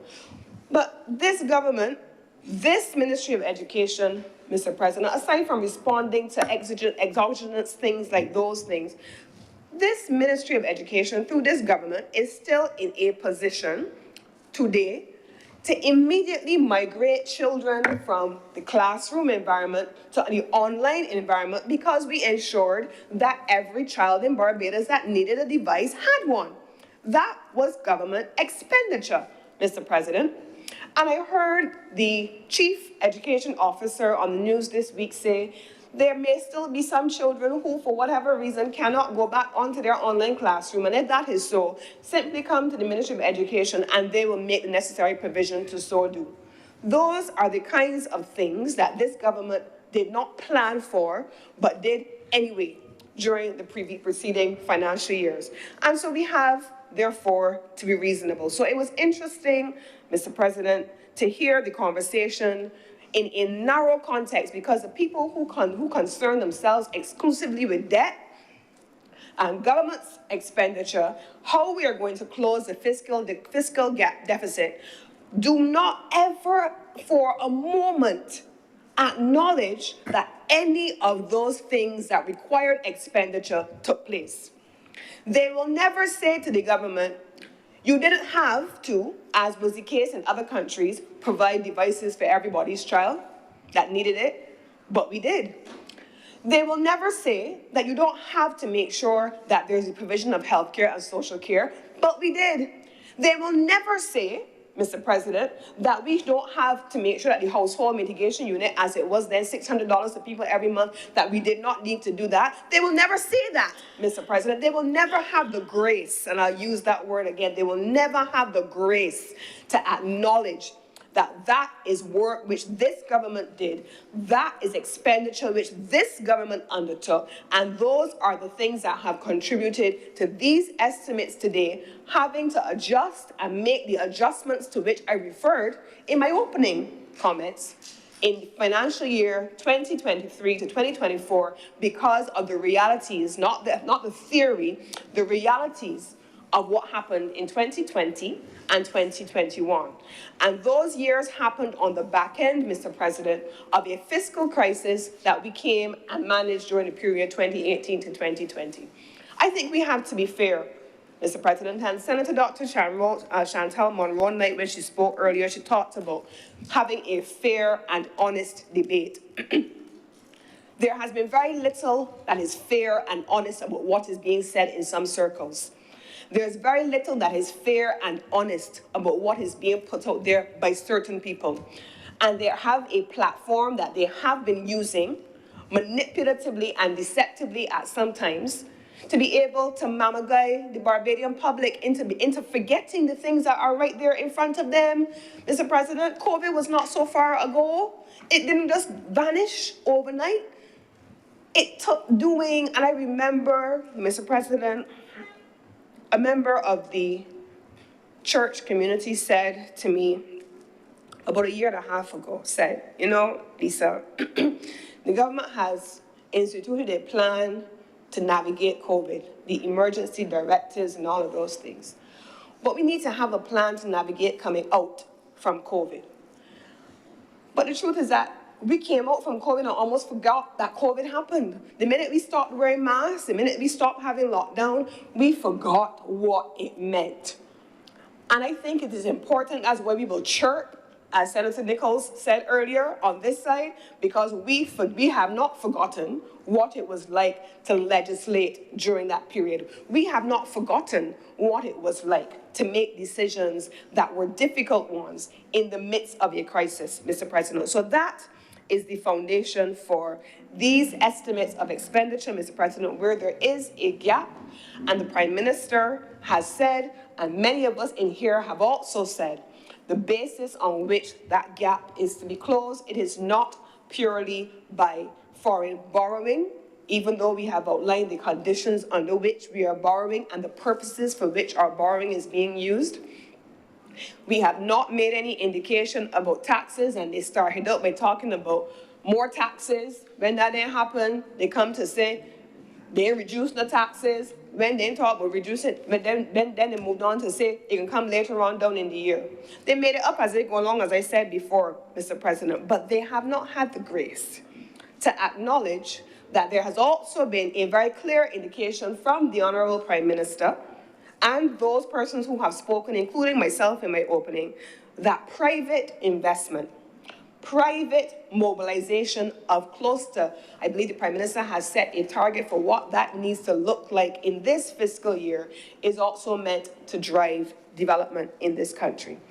That is the basis of the gap between our expenditure, Mr. President, and our revenue base. But, Mr. President, I was sitting here earlier minding my own business, and as is the case with Senator Dr. the Most Honourable Jerome Walcott, he is always, perhaps, I think, one of the most meticulous people, not just in a operating theatre, but in terms of his devices. He has a filing system where at a moment's notice, he can pull any document from any time in history and have it at his fingertips. And so while sitting here, he pulled up the election manifesto of the Barbados Labour Party, not of 2018, not of 2022, but of 2008 when we lost the government. And in going through the manifesto with my colleague, it was an amazing thing to watch. In so many instances throughout this manifesto, Mr. President, I found things that the Barbados Labour Party represented as our philosophy, because you have to have a philosophy. One of the reasons you belong to a political party, or you join a group, or you're a Rotarian like myself and Senator Malalou, who said he doesn't attend the meetings but wants a Rotarian, you're always a Rotarian. Senator Paris, who's a lion, and others who are optimists. Mr. President, you join an association or a group of people because you believe in their philosophy. And the Barbados Labour Party had a philosophy at 2008 that covered a range of things that I want to draw to your attention to outline why we will be here today. Mr. President, in 2008, this government spoke about the importance of research and development, It spoke about the importance of investing in the University of the West Indies. And it spoke then, Mr. President, about the expansion of a national reading program. And I zoom in there to start, Mr. President, because it was raised by the Honourable Senator Dr. Christine Hines about the importance of focusing on reading. And in 2008, this was something that we said. It is still something that this administration and through the Ministry of Education has been working on.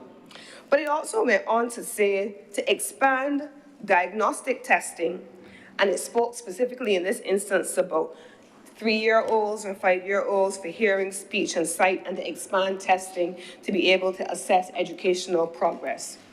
Now, Mr. President, just a few weeks ago, maybe more, no, maybe few months ago, the Prime Minister talked about ensuring that in the post-COVID period, that our young people had access to a diagnostic test for the purpose of being able to assess where they stood, especially after COVID. There are so many of our young people, Mr. President, I know a few of them, who could not adapt easily to the online environment. Some people are interactive learners. Some people need to touch and feel. Some people will never thrive behind a computer screen.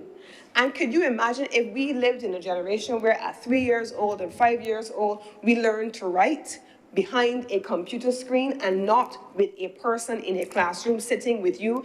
I probably would not have thrived, Mr. President. And so the Prime Minister was very clear when she said, there are going to be those who are still in our education system who need to be able to be assessed to make a determination as to where they are coming out of 2 years, 2.5+ years behind a computer, away from the classroom, in online classes. And if you heard the furor as a consequence, we want what we want until we get it, and then we want something else, because there are those for whom their commentary is not honest and just, it is not fair, and they really just want to be able to keep moving the goalposts to say the government isn't doing anything, because that's what's in their heart anyhow. But that was at 2008. That's what we said. We talked also at the time, Mr. President, about a couple of key things that are important, and Senator Dr. Brathwaite spoke about maintenance. Even then, Mr. President, and we've already spoken to that, maintenance is all the way through each of the heads, and I'm happy that we had an opportunity to speak in one-on-one and you were able to see where it's found. But even then, we were speaking about the provision of resources annually for school maintenance to ensure that they were upkept and put in a way that was going to be appropriate. Prime Minister, recently, and here in these estimates, you see support being given to the arts and culture. Issues relating to film production, graphic design, and multimedia production. Those were the 2008 priorities of this government, and they have been incorporated into these estimates and further in the budget from the Prime Minister for the purpose of supporting the cultural industries. I am advised in response to Senator Tate in terms of the mention of film, that there is under the existing 2013, 2015 Cultural Industries Development Act provision for subsidies and incentives to be given to artists, including those with film studios, and moreover, that the National Cultural Foundation has invested in and is functioning with a film studio where persons can have access, a music recording studio,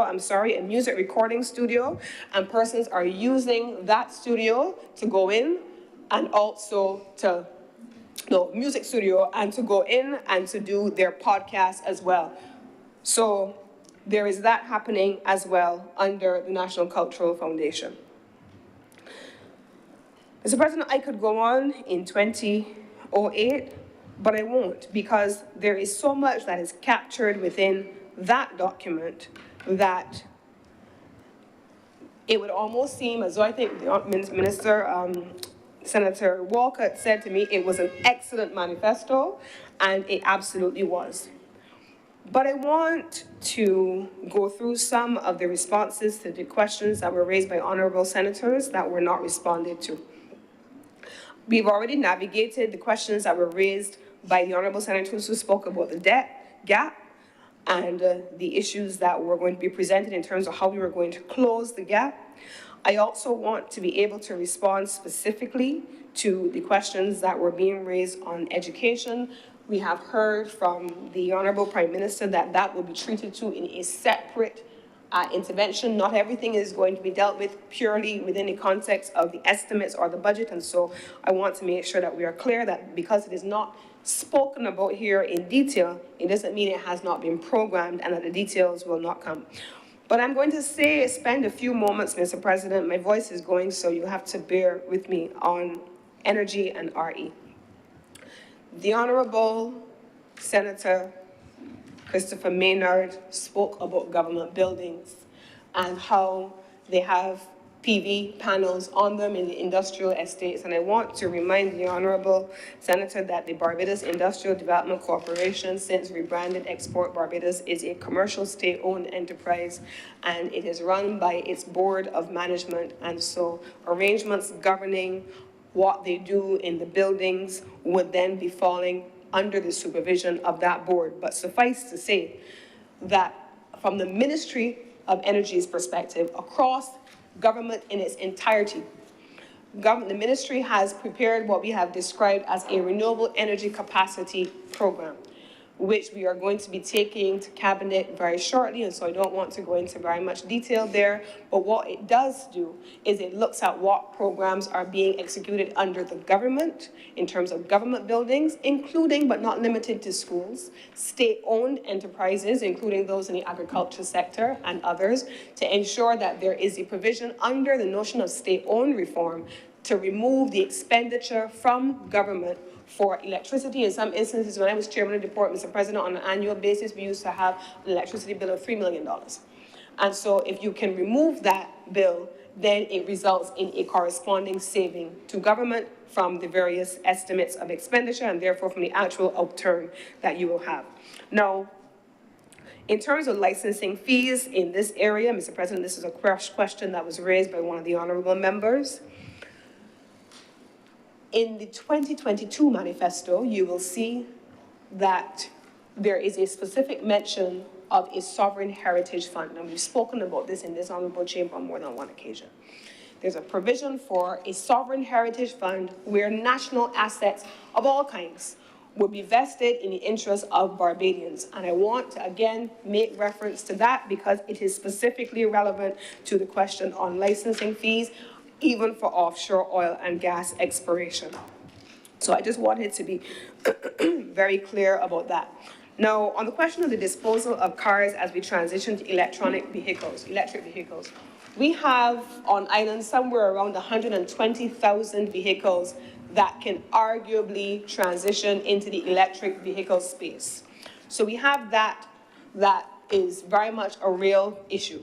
Now, if you recall, many years ago, when government was navigating a used car issue, and you had used cars coming into the country, and you had tires that were coming into the country, and they were being disposed of in a way that was resulting in problematic disposal that was problematic, the government made a policy decision that it would not allow vehicles to come into the country. One, that would be below a certain age, beyond a certain age, or two, that did not have brand new tires on them.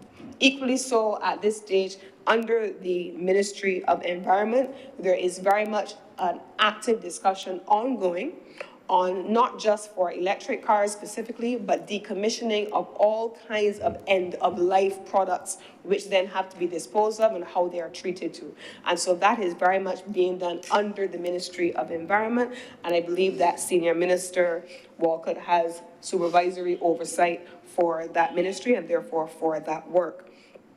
Now, there was a question raised about foreign trade and the division of foreign trade with the commercial agenda having very limited resources allocated to it. Mr. President, my ministry, the Ministry of Energy, Business and Commerce, has approximately $45 million allocated to it. That is a small sum when compared to, let's say, the Ministry of Health. That's because, Mr. President, foreign trade, commerce, business, industry, we are productive sectors. We are meant to generate the foreign exchange. We are meant to be able to be off budget. We are meant to be able to facilitate private investment and development of private enterprise, as opposed to being a cost to central government. That's the difference between a foreign trade ministry and a ministry of health. One is the provision of services to people, one is meant to help us to make money. And so you will always have, for the productive sectors, except where you have capital expenditure works being programmed, where, for example, in agriculture, you're building a tissue lab and those kinds of things, you will always have, for the productive sectors, lower budgets allocated because we are meant to bring the money, not spend the money. So that's very much to be a part of what this government is about. Now, when Senator Drake spoke about a couple of things. And I want to deal with a couple of comments made, not just by Senator Drake, but other honourable senators, about the longer range view.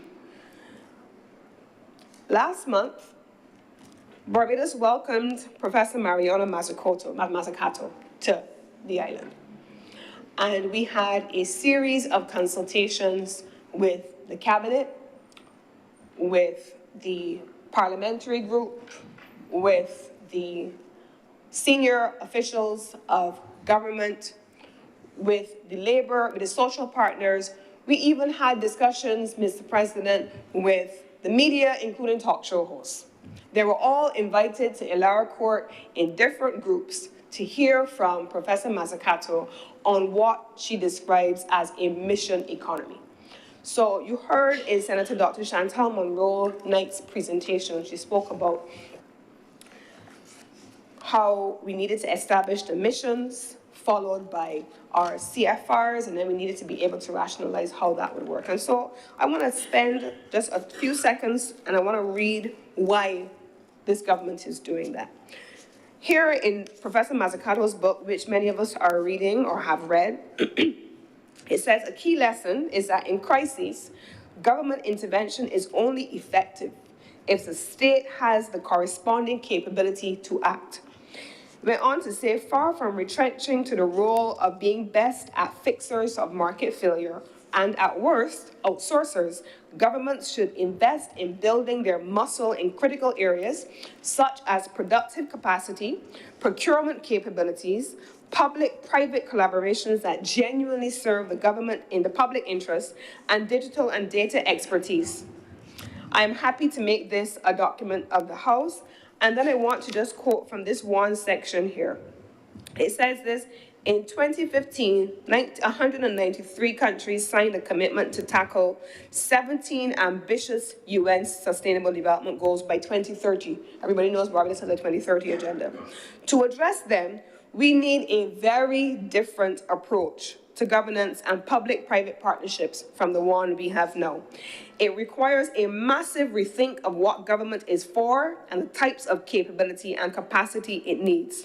But more importantly, it depends on what sort of capitalism we want to build, how we want to govern, the relationships and investments that all people can flourish, and the planetary boundaries which are always going to be respected.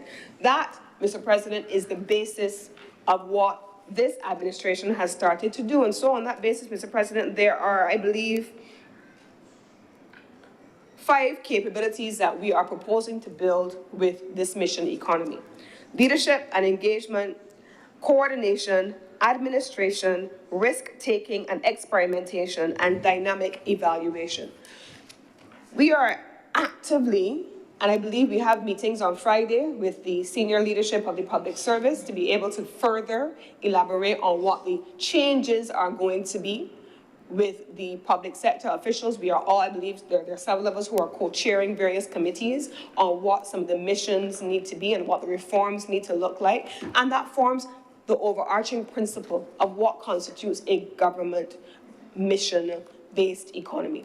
So no, we are not, Senator Dr. Rogers, planning in short-term, looking at that high-level view and that transformational view, restructuring the way in which government internally functions in order to allow and position government to respond externally to what countries need. But Senator Dr. Rogers spoke about the world in which we're doing all of that. And it made me go home. All of us are readers. I know the credentials of the people on this side as well as those who are on that side. We are all Barbadians, and we're all well-educated Barbadians, all of us in this room. So, Mr. President, we all read. And I subscribe, not like Senator Nichols to The Economist, but although I read it on a monthly basis too, yes. But I have a subscription to Foreign Affairs magazine on a quarterly basis. And so it made me go back to my October-November edition of my Foreign Affairs magazine. When I listened to Senator Dr. Rogers yesterday, as he talked about what's happening geopolitically, and it's titled The Age of Uncertainty. And it mirrored much of what you said in your comments, Senator Dr. Rogers. It said, and I want to quote from that book deliberately, it said, I'm happy to leave it here temporarily so you can record it, but I keep my material with me. Yes. It said, on the one hand, the world is witnessing the revival of some of the worst aspects of traditional geopolitics. Great power competition, imperial ambitions, fights over resources. It goes on to say, but that is not all, not by a long shot. These geopolitical risks are colliding with complex new challenges, central to the contemporary era, such as climate change, pandemics, and nuclear proliferation. And not surprisingly, the diplomatic fallout from growing rivalries has made it nearly impossible for great powers to work together on regional and international challenges, even when it is in their interest to do so. I'm going to close on this one section. It says here, these conditions have set off a vicious cycle. Heightened geopolitical competition makes it even more difficult to produce the cooperation demanded by new global problems, and the deteriorating international environment further fuels geopolitical tensions. At a time when the United States is weakened and distracted by internal divisions. This is what my Age of Uncertainty edition of Foreign Affairs said in October, November of last year. So yes, the Barbados Labour Party has a philosophy as at 2008. The world was different then. It had a philosophy in 2018. It has had a philosophy in 2022 of what we needed to do with a new mandate. And it is navigating both the global circumstances, the national circumstances, and then, Mr. President, it begins to navigate what our local narrative also looks like. We ain't doing nothing. We ain't doing enough. What about Barbados?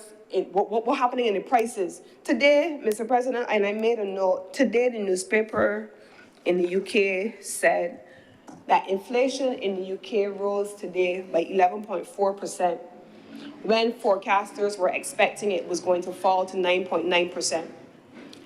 An average that it had reached over the last 12 months was 11.1%, but it rose today by 11.9%.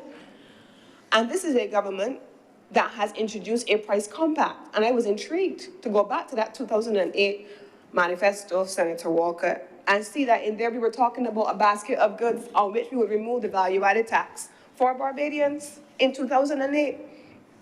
And here it is in 2022. We are containing prices notwithstanding global inflationary rates happening in every major economy of the world. We are still containing those rates. Senator Thompson spoke about our cap on fuel. We've instituted the cap, the VAT cap on, and we passed it in this honourable chamber, Mr. President. So I want to be very clear in closing because I feel as if so much has been said. So much has been covered in this honourable chamber and by all of my colleagues that I actually don't even have to say a whole lot today, Mr. President. But here's what I want to be able to actually make the point about. When a budget and a set of estimates is presented and we are having what is fundamentally an economic and a financial debate in the Honourable Senate, and the one member who is typically on the other side, who is an economist, does not speak anything about the economic merits or the demerits of our program, I would have to say to the government of Barbados, job well done. If there was something to argue about, you would have had it, because in the same way that I took the time to go back to speeches from 2001, I took the time to go back to 2018, when we first joined the Senate in this chamber, and I took the time to review every single budgetary contribution that has been made by members of this honorable chamber and the issues that they have raised. How, when we had the owner of Snow in this chamber, they deferred at the time to one economist that represented the other side, and what their responses were to every single estimates of expenditure and budgetary statement that came to this honorable chamber. And this is the first time that I can see any evidence that there was not a critique of the substance of the contribution for government. Well done, government of Barbados. And so, Mr. President, we found ourselves quibbling over other things, which I believe that Senator Lorenzo Harewood and Senator Nichols have ably answered, and so I don't need to go over that. But I believe that we have clearly outlined and articulated a macroeconomic framework over the last few years. We have clearly articulated our vision for Barbados for transformation. We have outlined what is contained in the estimates of expenditure by each head on every sector, what we're proposing to do in this financial year, what we're hoping to be able to do in the upcoming 3 financial years. And on that basis, Mr. President, I am proud to be a member of the Barbados Labour Party and a member of this cabinet, a member of this Senate, and a member of this great administration led by the Honourable Prime Minister Mia Amor Motley. I am very proud today to be a part of this government. There will be, I am sure, an occasion for us to have to make changes, for us to have to come back to the people to say, these are the circumstances that we now face. This is not what we planned for. This is not what we could have foreseen. And so we have those conversations as we have done since 2018 up to now, without exception. Each time we've had to make a pivot, we have done so. Despite the cynics, we have done so. And we will continue to do so. And with these few words, Mr. President, I beg to move that this bill be read a second time.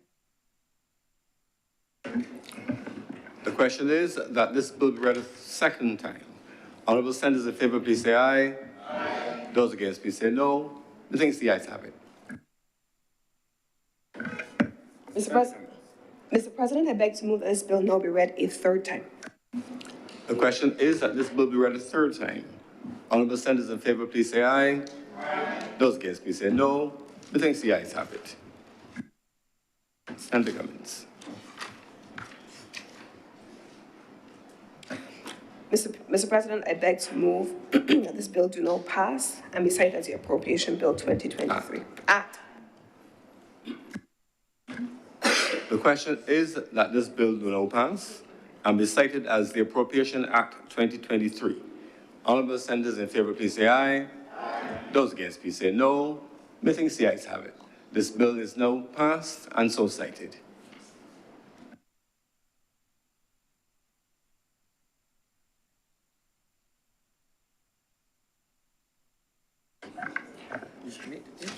Mr. President, recommittal of papers. Presentation of papers. Presentation of papers. Senator Cummins.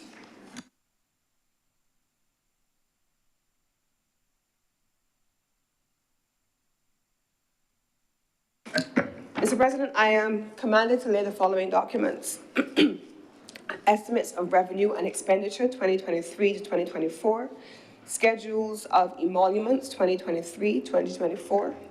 Report of the Law Reform Commission for the period June 2019 to December 2022. The Police Complaints Authority Annual Report 2021. Audited financial statements of the Barbados Community College for the years ending March 31st, 2010, March 31st, 2011, and March 31st, 2012.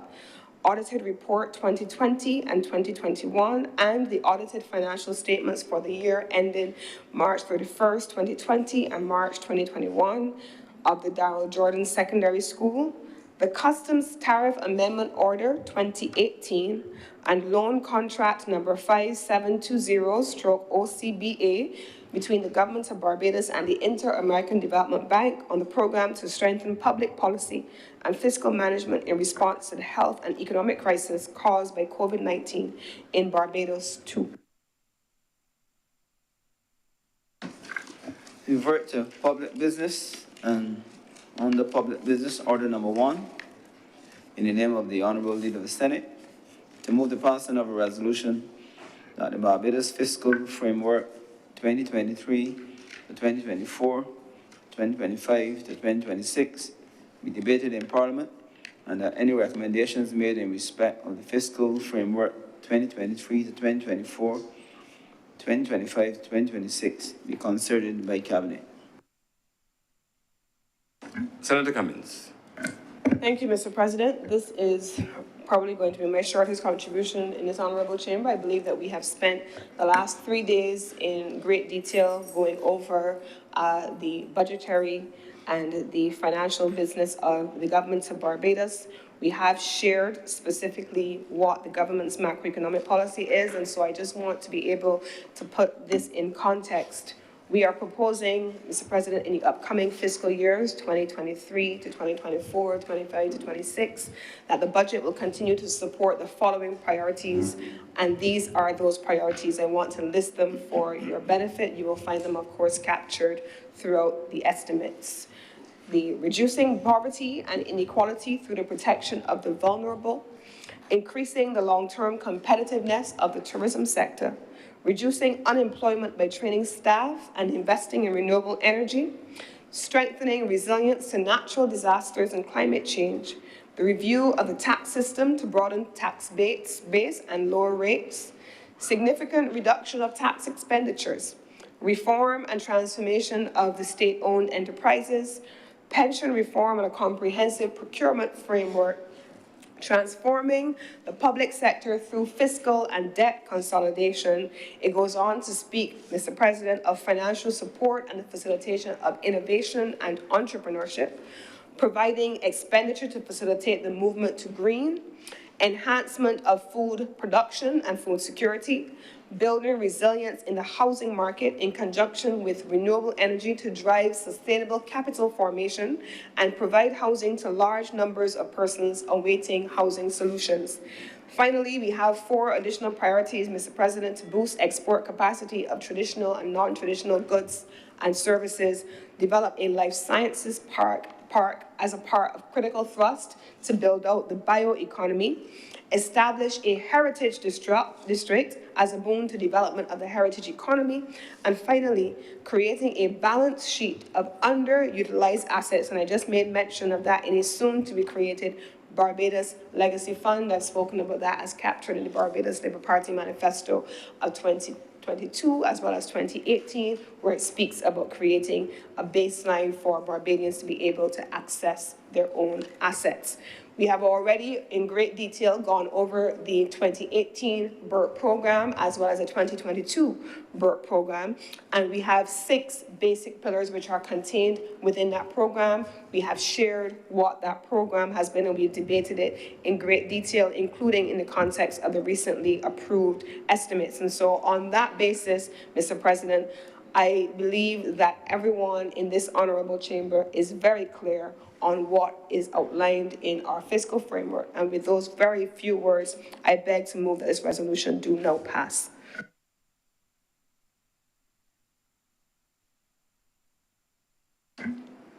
There being no speakers, the question is that this resolution do now pass. Honourable senators in favour, please say aye. Aye. Those against, please say no. I think the ayes have it. This resolution is now passed. Senator Cummins.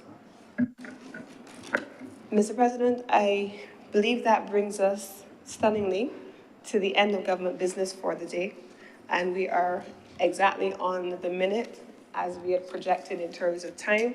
And so I want to again express my appreciation in closing to all honorable senators in the chamber who remained in their seats and stayed in the chamber, came to Parliament every day for this estimates debate. Your support and participation in the interest of the people of Barbados is not something that is being unnoticed. And so I wish to beg that the Senate be adjourned until next Wednesday at 11 a.m.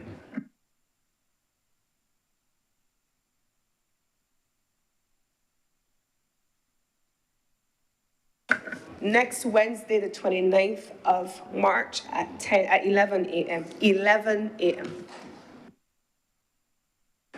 Before I put the question, I just want to join in thanking all honourable members for their diligence and preparation and their zeal and participation in this very important debate. It is not a pro forma ceremonial activity. It is the opportunity to consider government's expenditure and priorities for its entire program for the year. That's the annual appropriation, and the richness of the debate and the diversity of the interests, economic, social, governance, political, tells a good story. And so I want to thank you for your participation. I want to thank, of course, the clerks at the table for their solid support, our police officers for protection,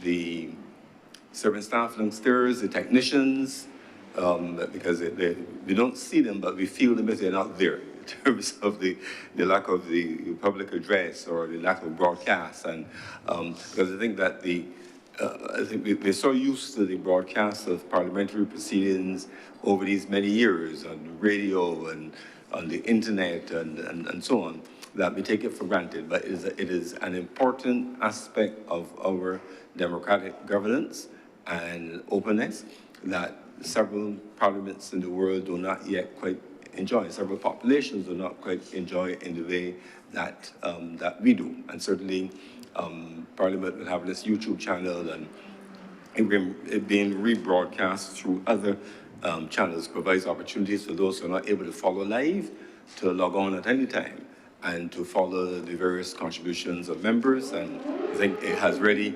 without people being physically present here, has allowed a younger demographic especially to follow the proceedings of our Parliament. I'm also to inform, not for the wider population, but for members here this dinner, we're not able to feed the wider population in this little morsel. We're not able to multiply the 5 loaves into 5,000. But I really want to thank everyone for their participation and the richness of the contributions. So the question is that the Honourable Senate do now adjourn until Wednesday, March 29th at 11 a.m. Honourable Senators in favour, please say aye. Aye. Those against, please say no. The ayes have it. This sitting is, the Honourable Senate is therefore adjourned.